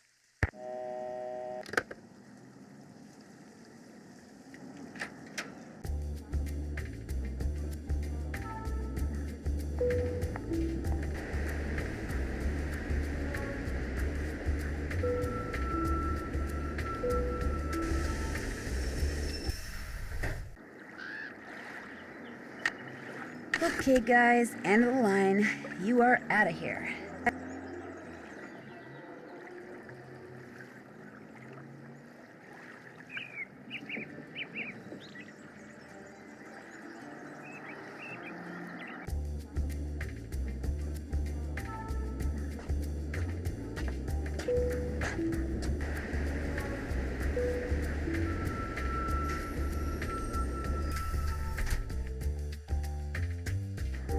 Mademoiselle Drew, what is it now? I'm staying with J.J. Ling, the model. Do you know her? But of course, I know everyone who is anyone when it comes to fashion. And Gigi, she is a breath of fresh air. But what about J.J. Ling? You mean Gigi Ling? No, I mean J.J. Gigi. J.J. En français, you pronounce G like J and J like G. She may very well be JJ in America, but in France, she is Gigi.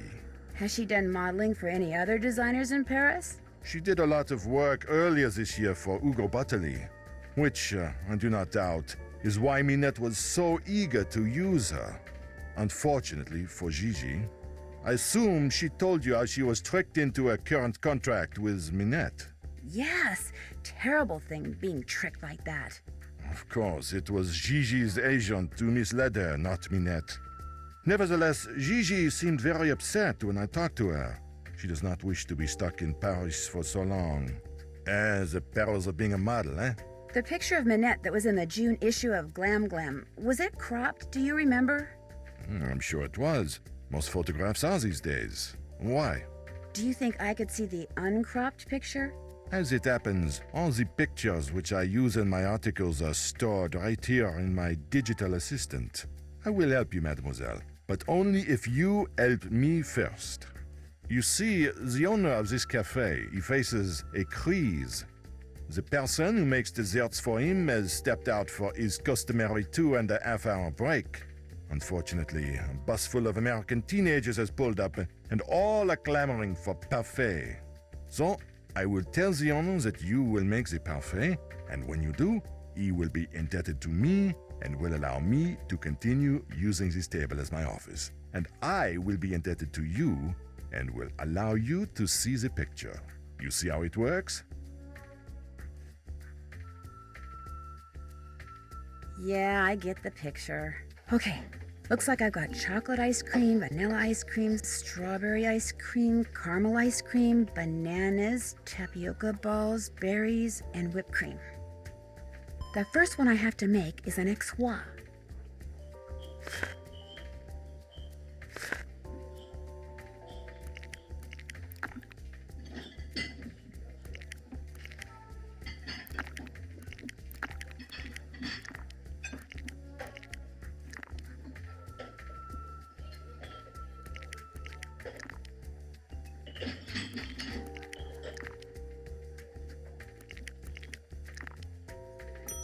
Parfait. Now they want a l'enfer.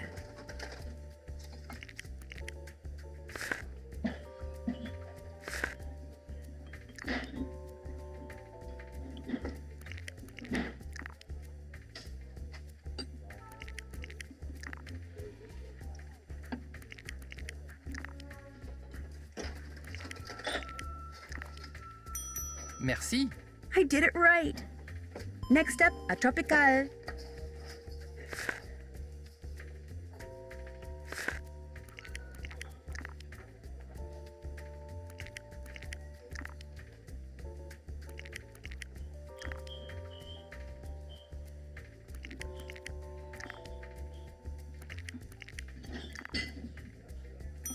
Oui, c'est ça. Now they want a l'enfer.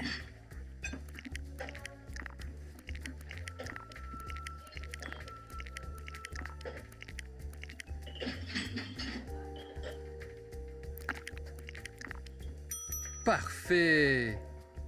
Next is a corbeau.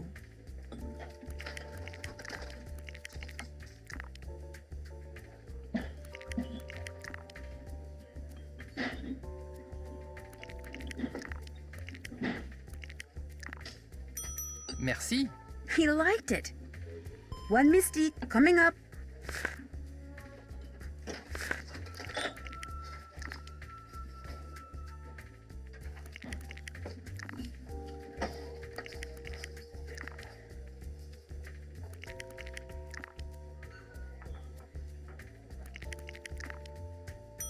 C'est bien. He liked it. Here comes a fantasy.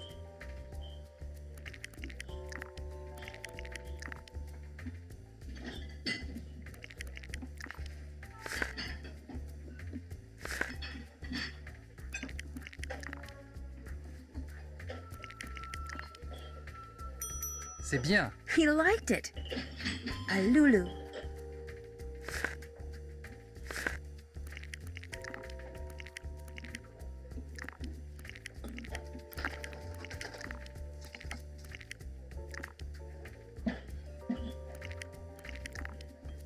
Parfait. There, all done.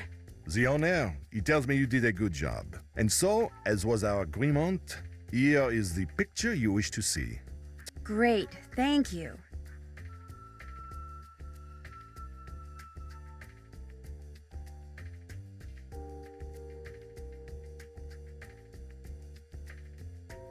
So, what else do you wish from me? It was a pleasure talking to you. D'accord.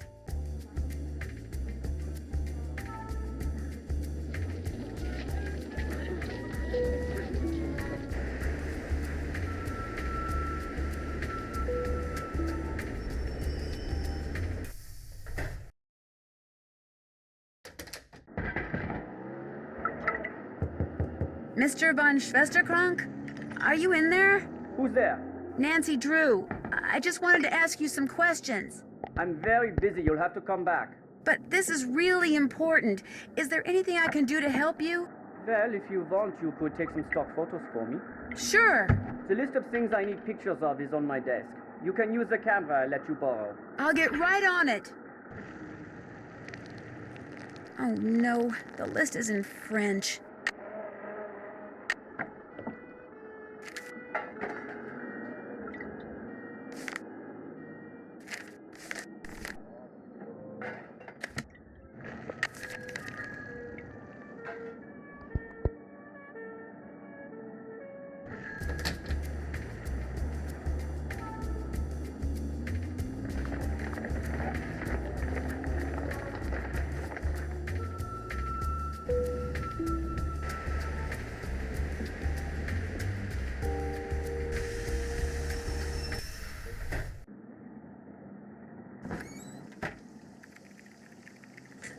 Did you get the stuffed parrot? Here you go. What's it for, anyway? It's a Minette thing. You wouldn't understand. No one would. Why did you write Minette that threatening letter? What? You think I wrote those letters? I saw the memo you sent Minette about fonts. The letters on it match the letters on one of the threats I found in her Dodo Box. You opened Minette's Dodo Box? That's the real reason you didn't want me looking in there, isn't it? Okay. Couple months ago, I got so fed up with her that I just had to get back at her somehow. I'd seen how upset those other letters made her, so I sent one of my own, but just that one. And I never intended to really do anything to her. I just wanted her to suffer. You know, emotionally. The way she made you suffer when she started going out with Dieter. You really don't miss a trick, do you? I thought when she dumped him like that he'd finally come to his senses and realize that I'm the one he should be with. But even now, even after she broke up with him, she still has some kind of weird, sick hold on him. Look, you're not going to tell Minette about this, are you? There's really no need. It'll just upset her all over again. And she's so far behind as it is. And there's no telling how she'd take it out on me, or on you, for that matter, just for telling her. So don't say anything to her, okay? I'm gonna have to think about it. I'll see you later.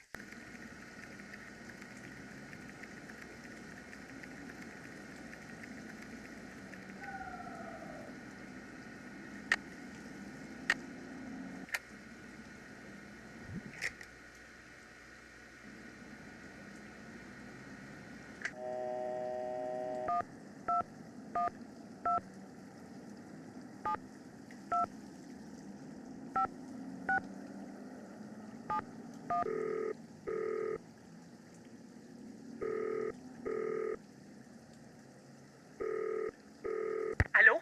I know you are calling for Minette. Please, tell me. Is this Xing Xing? No, I'm afraid not. But I know Jing Jing. In fact, I'm staying at her place. You are the most lucky person in the monde. I am a big fan of Xing Xing. I call her house and leave massage. I call Minette because I know she works there, but she will not talk to me. She is too... what is the word? Paranormal? You mean paranoid? Yes, paranoid. So, if you are not Xing Xing, why do you call me? This is Zoo, right? Yes, I am Zhu. Well, Zoo, my name is Nancy Drew, and I saw a symbol on the wall when I was in an underground passage not too long ago. It looked like 2 leaves with 2 nut-type things attached to them, and I just wondered if you could tell me what it meant or why it was there. Yes, of course I can. But first, you must have Jing write something for me. Write something for you? You must have her write something that I can keep. Have her write, Zoo, my love, Jing. Then, take the metro to the Denver Rochereau station, enter the catacombs, find the bones from the Magdalene Cemetery, and put the autograph in the skull below the plaque. Have her write Zoo, my love, Jing, go to the catacombs, find the Magdalene Cemetery bones, and leave the autograph in a skull. Yes, exactly that. Don't worry about desecrating the person whose bones they may be. The skull, it is a fake. My friend and I put it there. And so, after you deliver it, you call me and I tell you all about the symbol you saw. But what if Jing Jing refuses? Then, Nancy Drew, it seems we will both be very disappointed.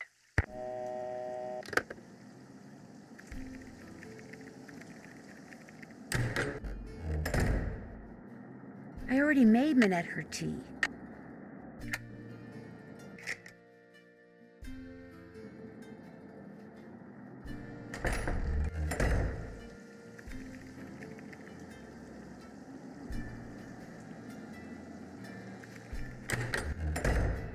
What?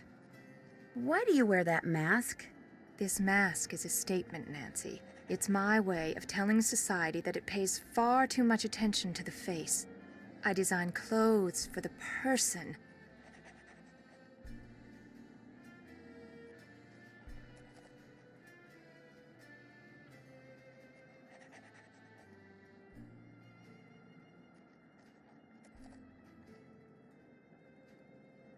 I thought maybe you were just trying to save money on makeup. That was a joke. Any more questions? Someone with a German accent called for you when you were fitting JJ, but he didn't leave a message. Oh? He sounded kind of angry.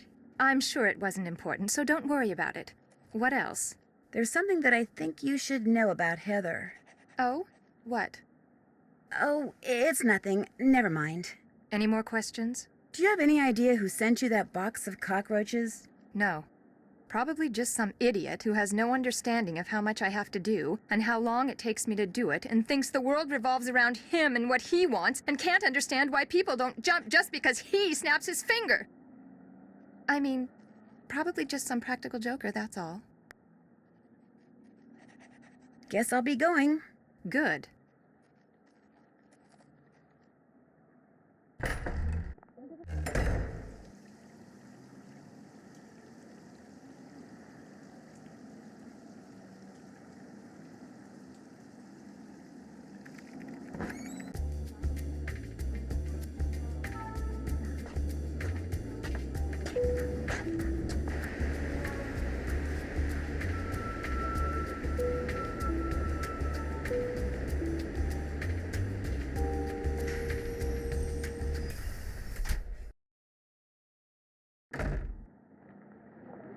Hey, Rumi, how's it going?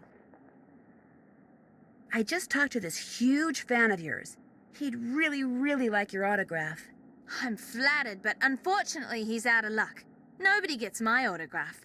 I'm afraid that someone will use it to forge my name and steal my identity.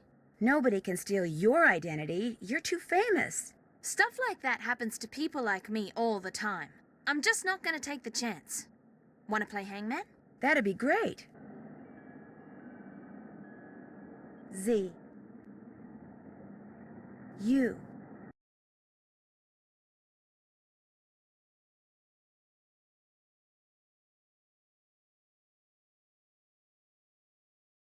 M. Wrong. Y. Correct. L. Bingo. O. Bingo. V. E. J. Wrong. I. Oopsie. N. Wrong. G. I wasn't even close. May I have that piece of paper? Sure. Want to play again? Maybe later. Anytime you want to play, just let me know. I'll let you get back to your cookie dough. Take care.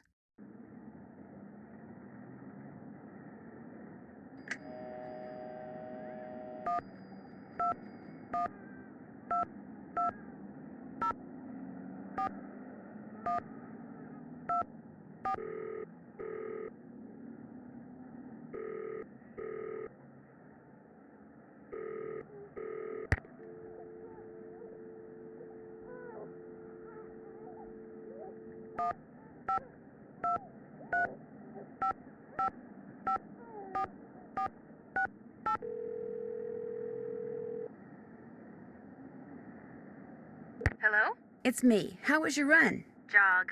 It was definitely a jog. And the best part is, it's over. What's going on, Nan? I took this very strange phone call from Minette. At least I tried to. What was so strange about it? The guy wouldn't give me his name, and he sounded very hostile, and he had a German accent. And, not long after that, some unknown person sent Minette a box of cockroaches. Ew, yuck. Tell me about it. They got loose all over her office, and she made me find them and put them back in the box. Double yuck. Did any kind of note come with them? Nope.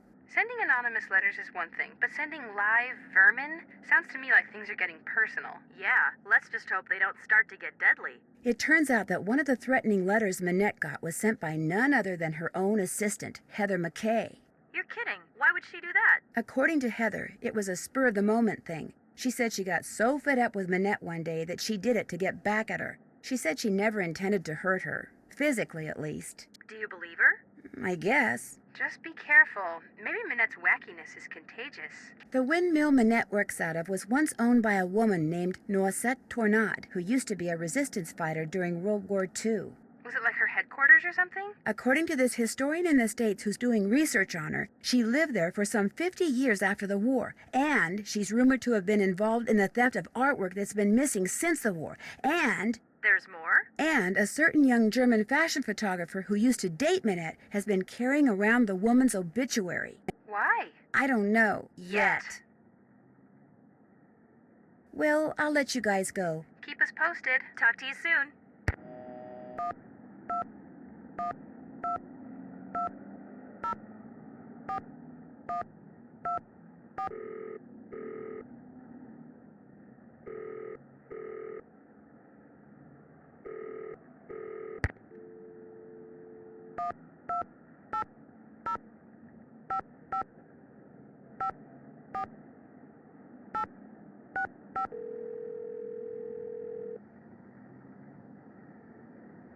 Hello?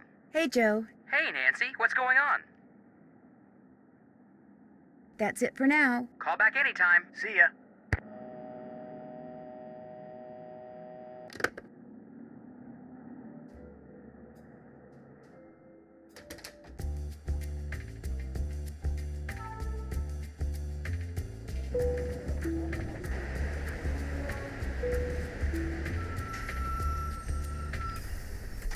Un entrée. Bye-bye, hard-earned cash. Magdalene. This must be the place Zoo was talking about. And there's a skull.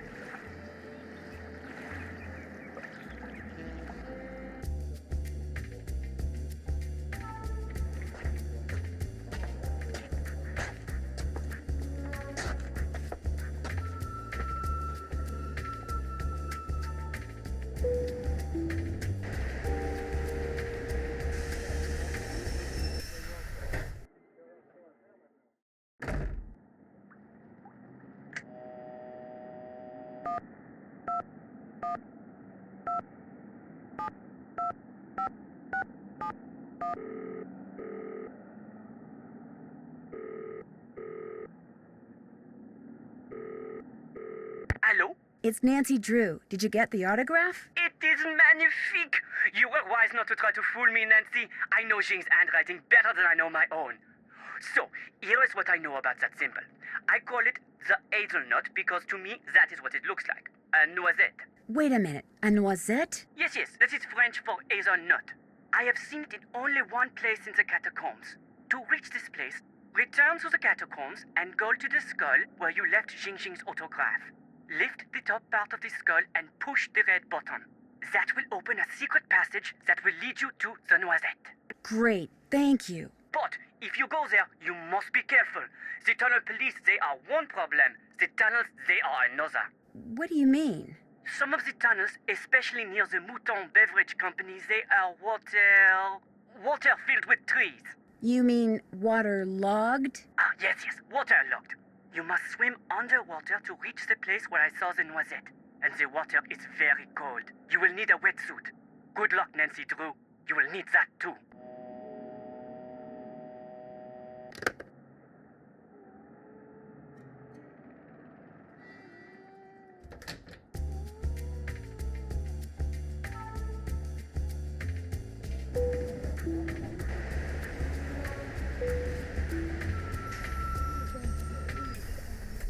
Une entrée.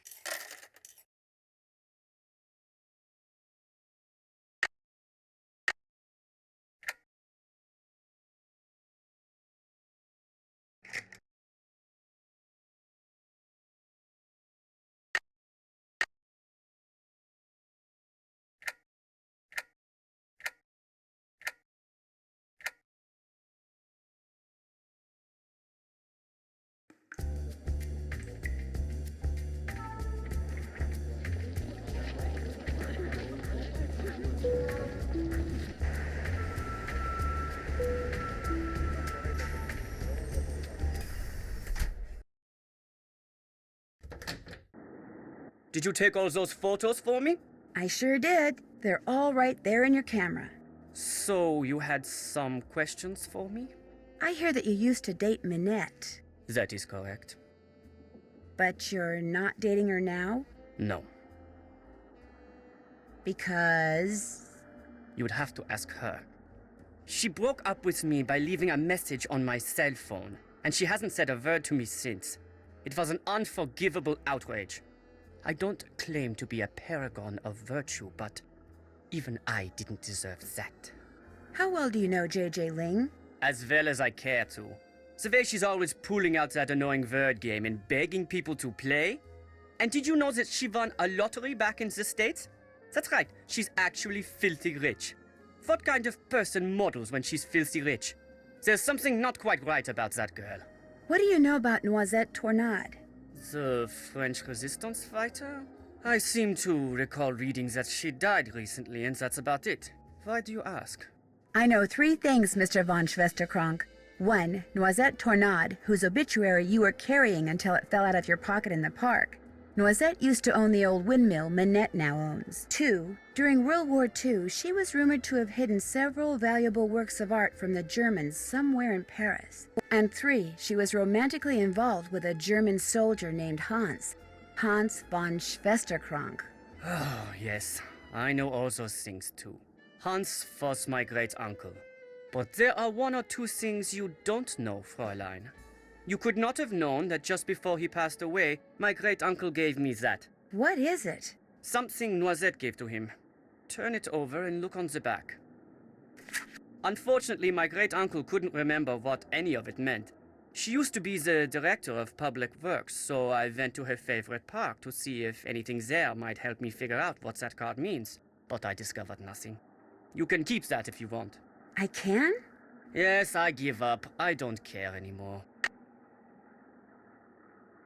Finding that lost artwork is why you started going out with Minette, isn't it? Since Minette owns the Moulin where Noisette spent most of her life, I thought dating her would help me figure out what that card meant. But then something totally unexpected and tragic happened. I fell in love with her. Minette is one of the cleverest, most infuriating yet fascinating women I have ever met. You still feel that way? Even after she broke up with you like that? I can't help myself. I thought that if I found that missing artwork, I would be a hero and Minette would change her mind about me. But I can barely keep my mind on my work these days, let alone on finding some mystical treasure. If you want to look for it, go right ahead. Right now, the only thing I'm interested in recovering is Minette.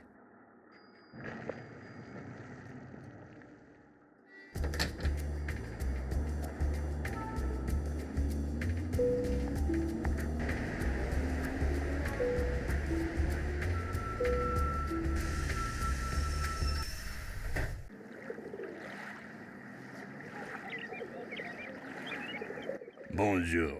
What intrigues mademoiselle this time? Well, let's see. A wetsuit. Not just any wetsuit. It used to belong to a friend of the famous undersea explorer Jacques Cousteau. A friend who is said to have shared many adventures with him. For that reason, I sell it for 125 euros. 31 euros, that's all I'll pay. Vendu. What else tickles the fancy?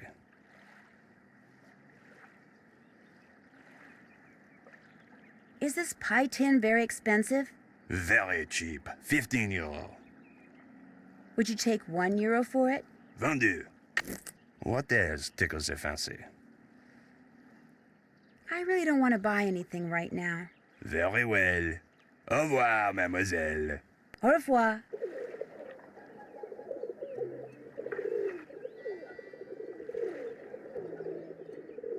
Bonjour, mademoiselle. What you need, I am sure to have.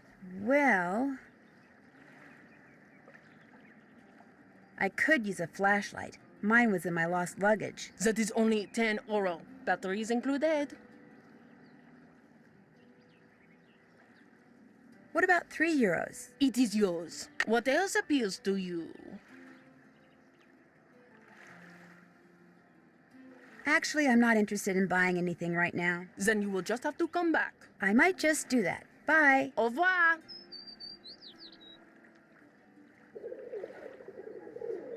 Bonjour, mademoiselle. Welcome back. What do you like? How much are you asking for this steak? That is made of the finest wood, and it can be used for many, many things. It is one of my most popular items. For that reason, I sell for 13 euros. I'll give you 10 euros. Voila. What else do you like? Is this just regular string? That is very good string. Very strong. Very good to have around. You can buy for only 6 euros. How about 3 euros? Voila. What else do you like? Guess I'm just not in a buying mood. When you want to look again, just come back. I will. Au revoir. Au revoir.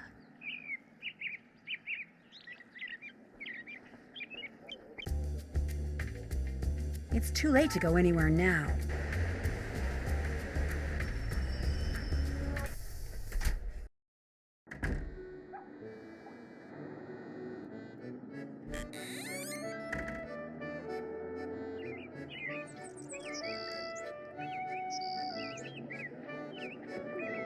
Hey, Rumi, how's it going? I'll be back in a bit.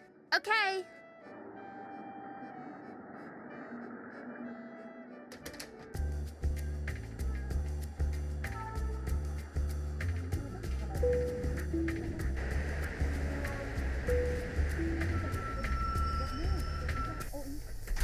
Une entrée, s'il vous plaît.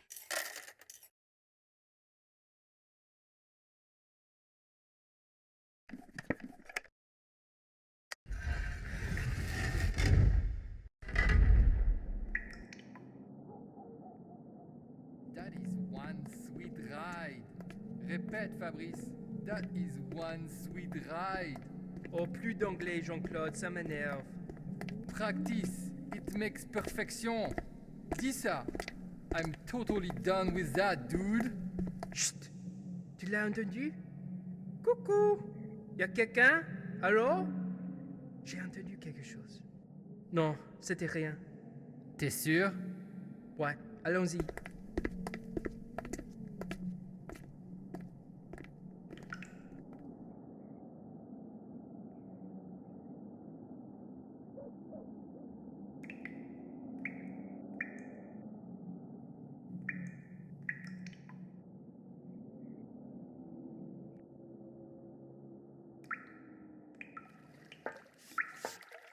Well, it's time to put on the wetsuit.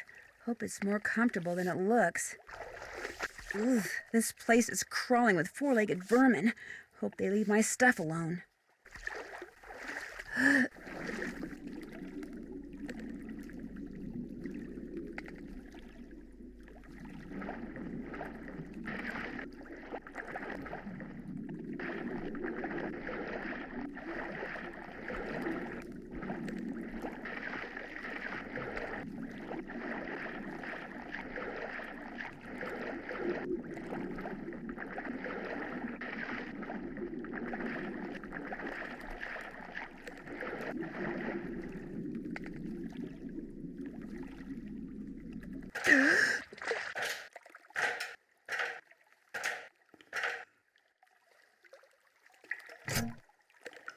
Okay, a rough translation would be, in Europe, near the new bridge, Snow White lives in a red castle. Yeah, that makes a lot of sense.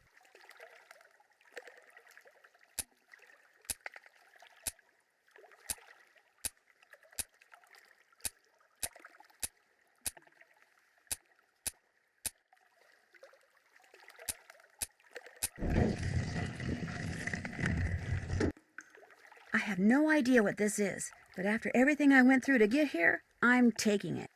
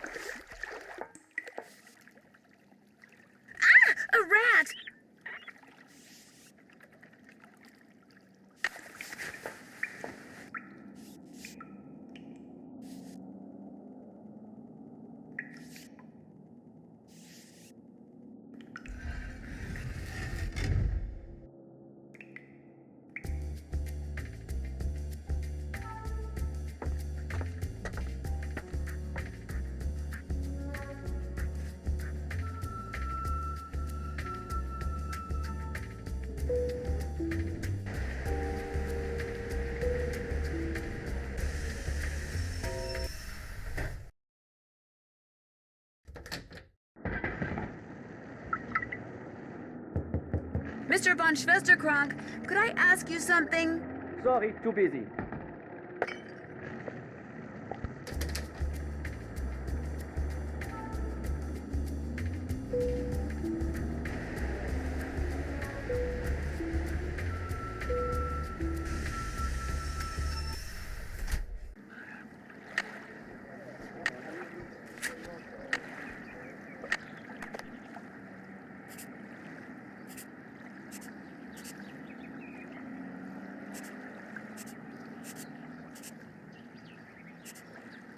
Sue Loren, 4154. I'll bet those numbers are movable.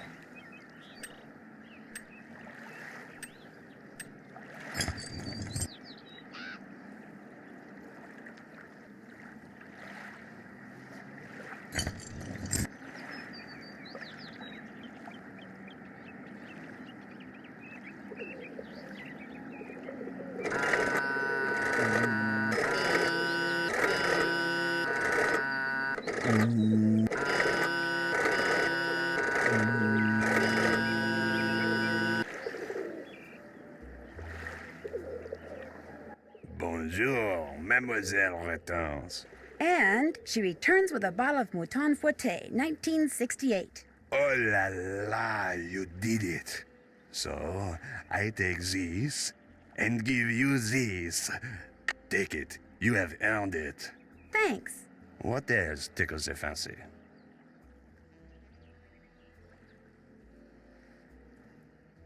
What's this book about? That is a very good book about codes which are commonly used. It is a mere 15 euro.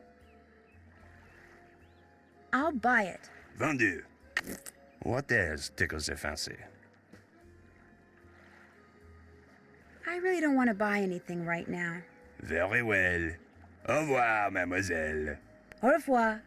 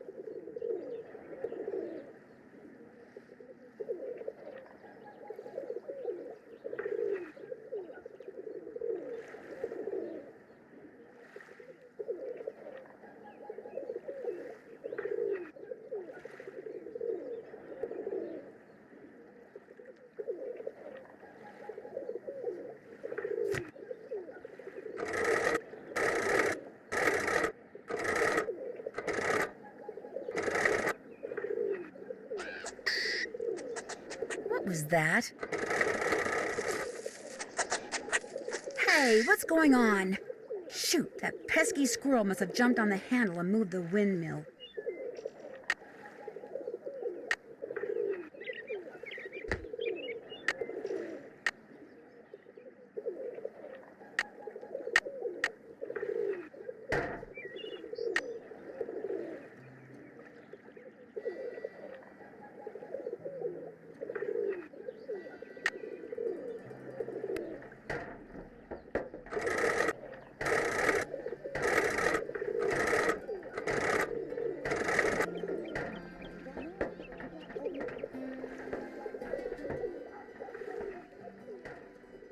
Bonjour, mademoiselle. Welcome back.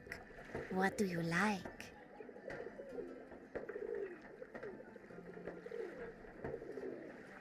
Is this Ichido book any good? That book is very good. If you are around dangerous people, then you must get this book. You pay only 23 euros. How about if I pay 6 euros? Voila. What else do you like? Guess I'm just not in a buying mood. When you want to look again, just come back. I will. Au revoir. Au revoir.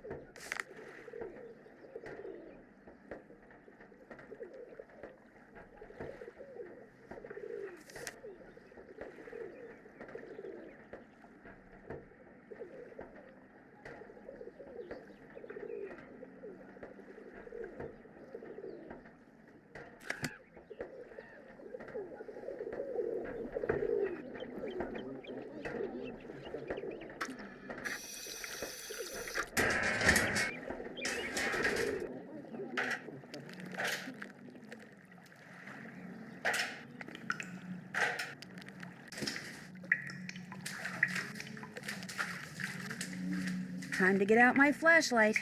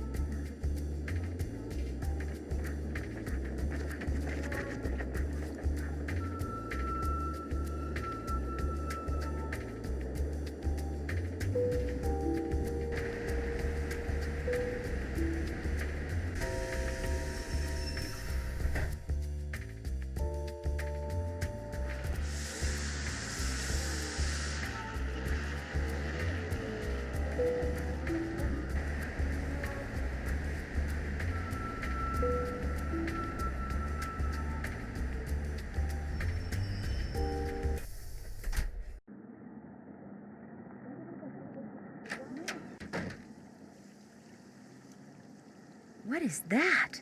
Who's out there? It's just me, Nancy. Uh-oh. What did you say? Nothing. Everything's fine. You just stay in there and keep working. Looks like this thing is set to go off if she opens the door. I've got to figure out how to disarm this thing before she opens the door. What are you doing out there? Nothing. Just stay in there. Everything's fine.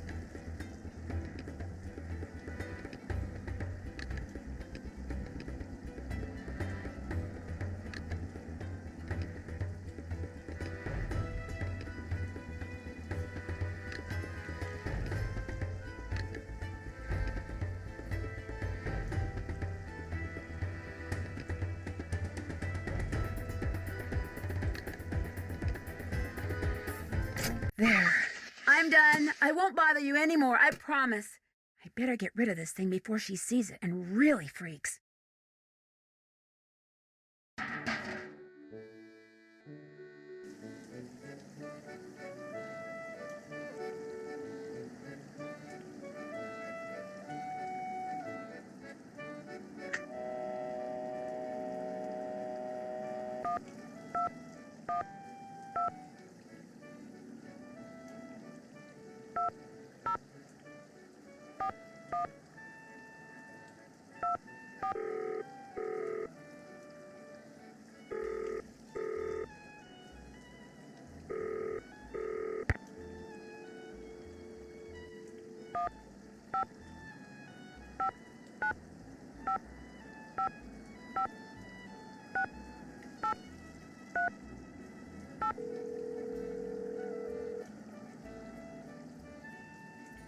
Modern European History, Lynn Manrique. Hi, this is Nancy Drew again. I called you before? Yes, of course. What can I do for you? I think I know what Noisette meant by red left green. Really? What?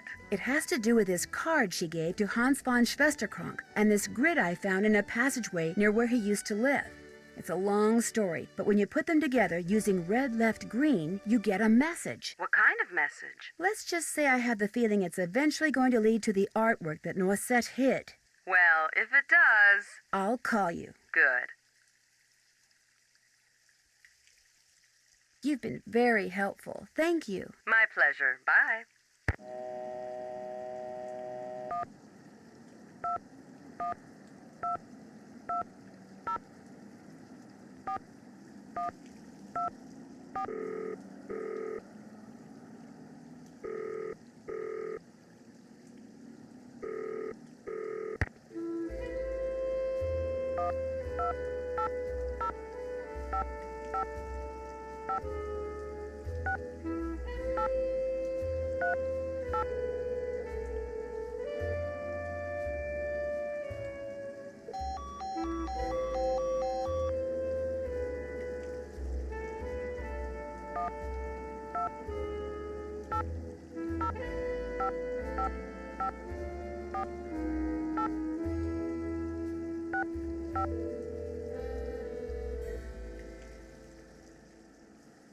Hello? Hey, Joe. Hey, Nancy, what's going on? Someone attached an explosive device to the door to Minette's studio. Someone booby-trapped her door? Did it go off? No, thanks to me. Do you have any idea who did it? Well, I did find several books on electrical engineering hidden away in J.J. Ling's apartment. Why would she have books on electrical engineering? More to the point, why was she trying to hide them? Guess the only way to know for sure is to ask her. Wait a minute. You don't think Jing Jing left that device on the door, do you? Come on, she's a model. That doesn't mean she's stupid, Joe. Well, it sorta does. Doesn't it? Joe, I'll check back with you later. Au revoir. Au rev. Ditto.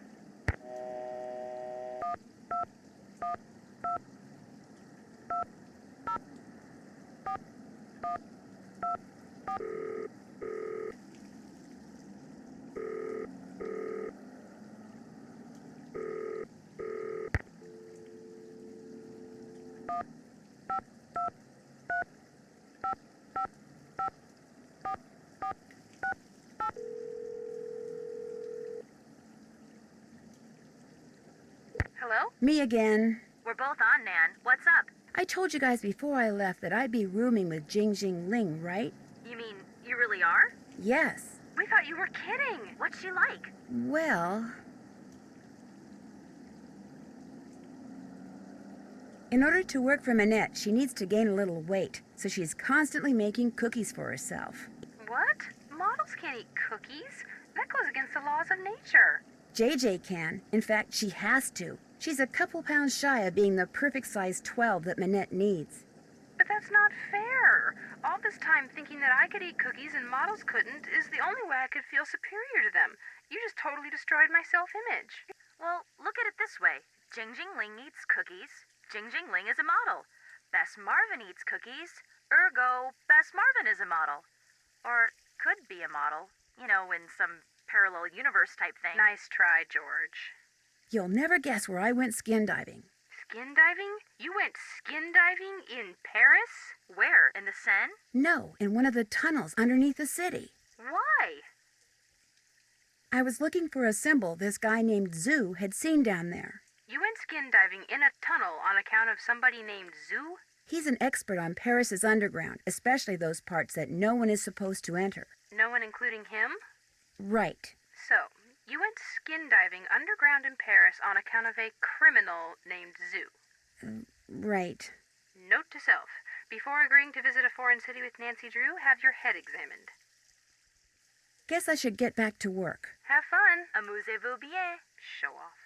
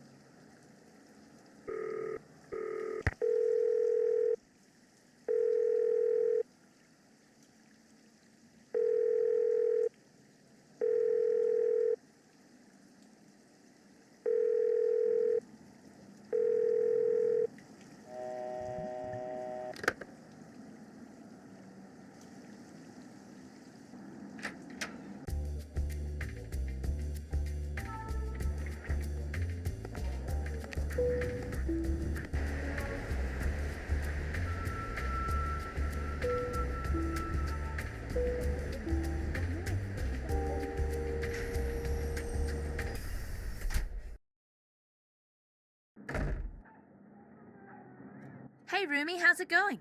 Guess I'll be running along. Take care.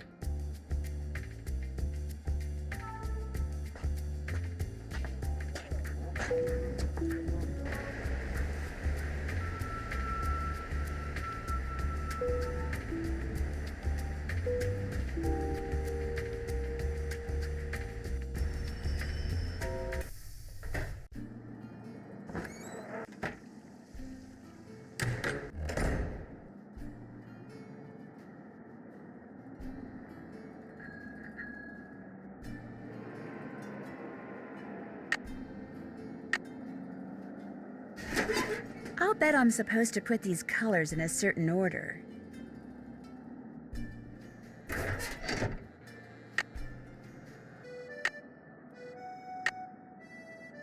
Looks like some kind of code.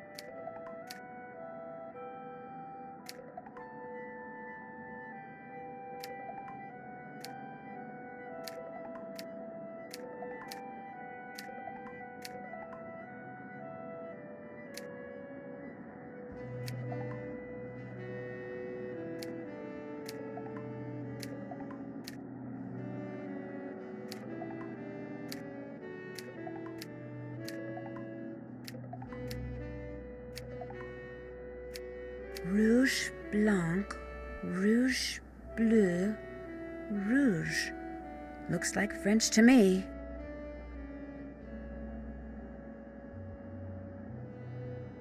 Wonder why this indentation is here.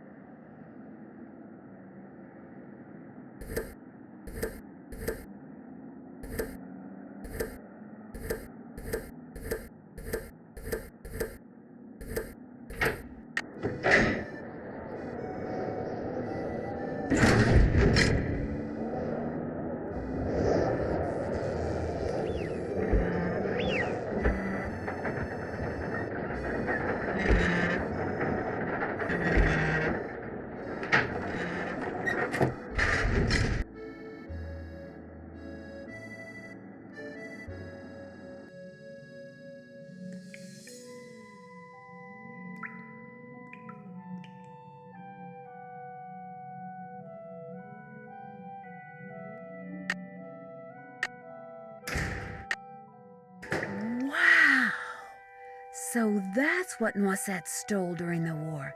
Stained glass.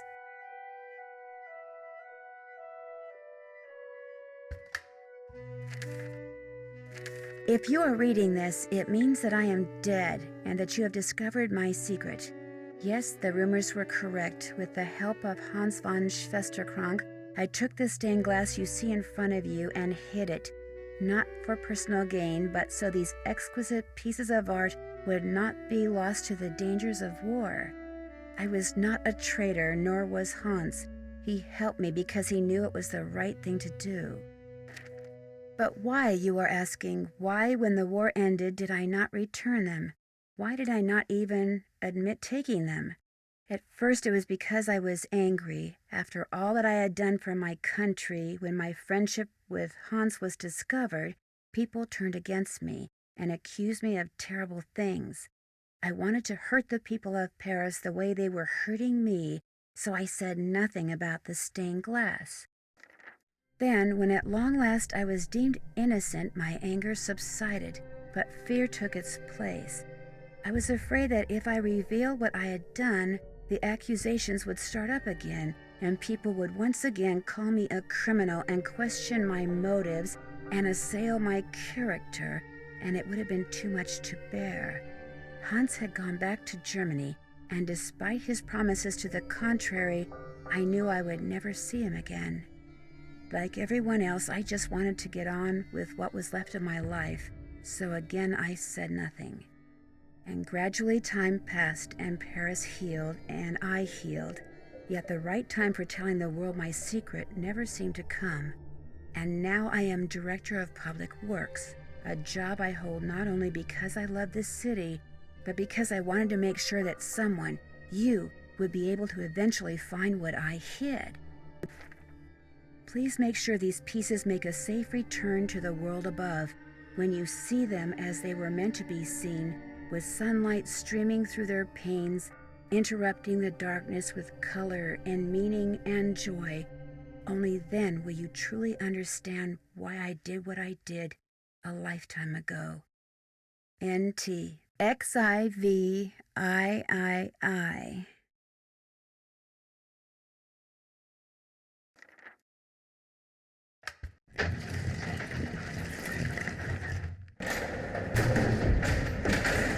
Uh-oh, the door locked behind me, and nobody knows I'm down here. Not good.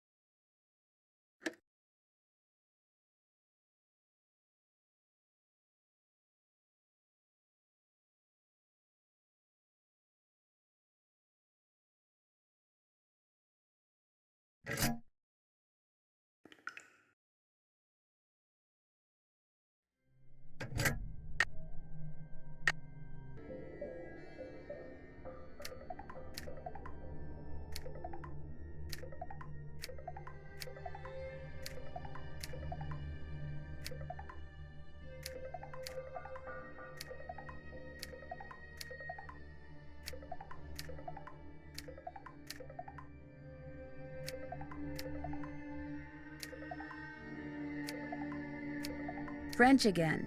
French numbers.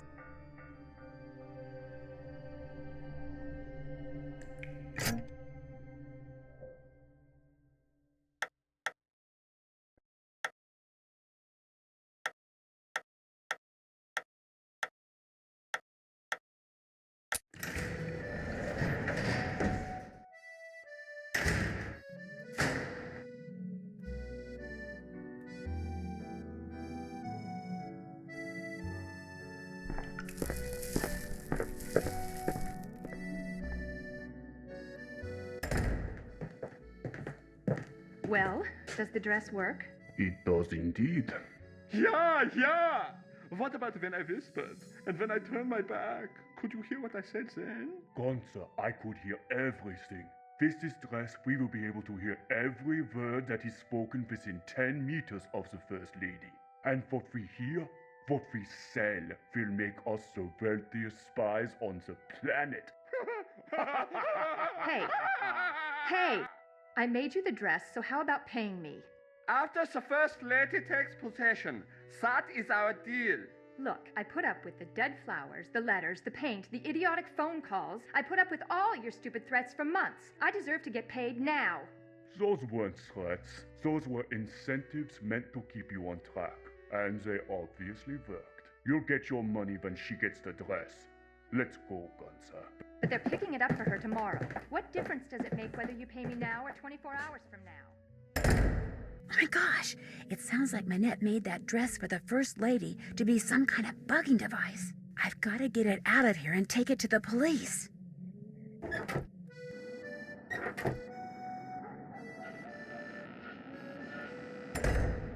Where did you come from? You've been hiding in here, eavesdropping. You heard everything, didn't you? Not everything, but enough to know that thanks to you, those two guys intend to use this dress to bug the World Summit.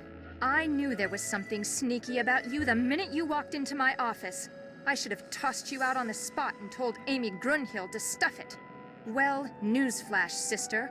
I am about to knock your nosy little block off. Hi-ya! I'm taking you out, Nancy, and I don't mean for sushi. Ika! Ika! Essa! Essa!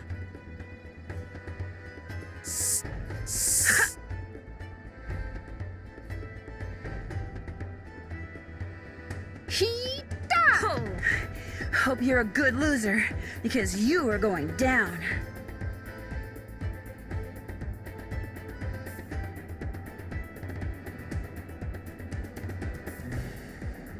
Ho, ho, ho, ho! Hey! Ho, ho, ho, ho! Essa! Essa! Ika! You're starting to look a little tired there. Ho, ho, ho, ho! Ho! Ha! Sa!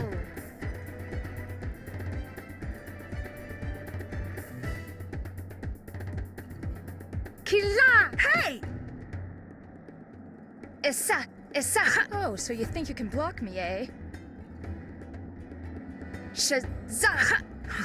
Your goose is cooked. Essa! Essa! Oh.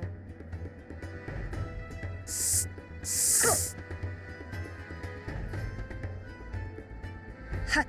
Sa!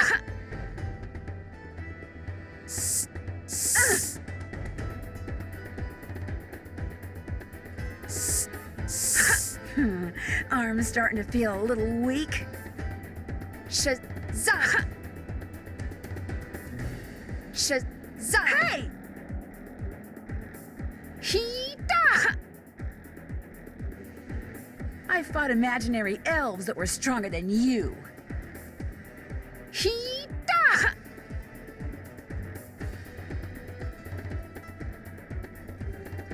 Kila! Hey! Where did you learn to block like that? Ho, ho, ho, ho! Oh!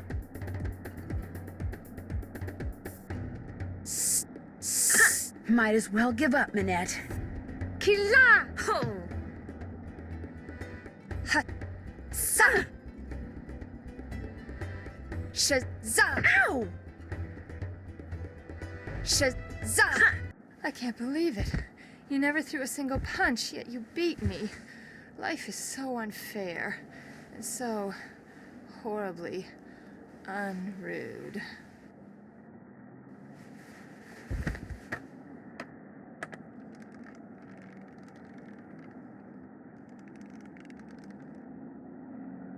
Where am I?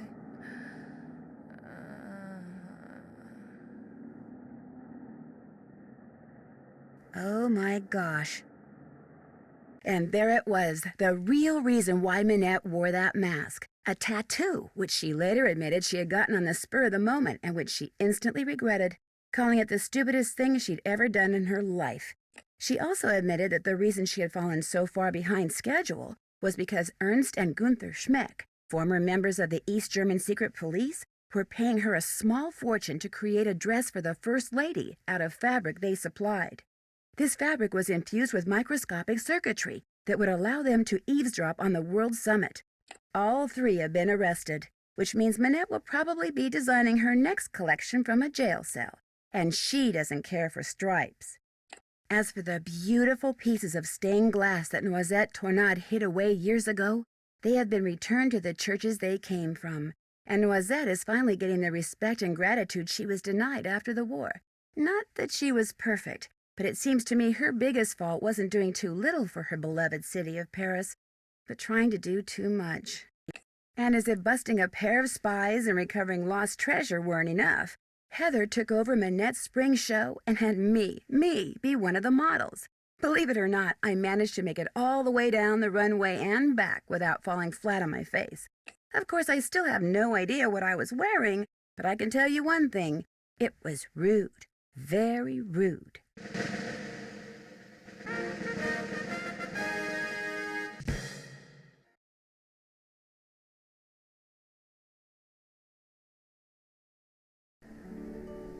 Time to dig out the tank top, stock up on sunscreen, and slip on those sandals, because for my next adventure, I'm off to Hawaii, to the Big Island to be exact, where I'll be helping out this quirky entomologist, that's a bug scientist by the way, who has just made a disturbing discovery.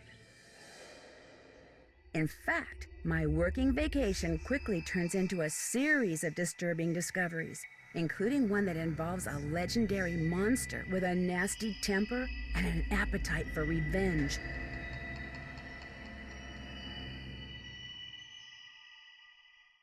So come with me to this island paradise and help me solve the mystery surrounding the creature of Kapu Cave. Until then, aloha.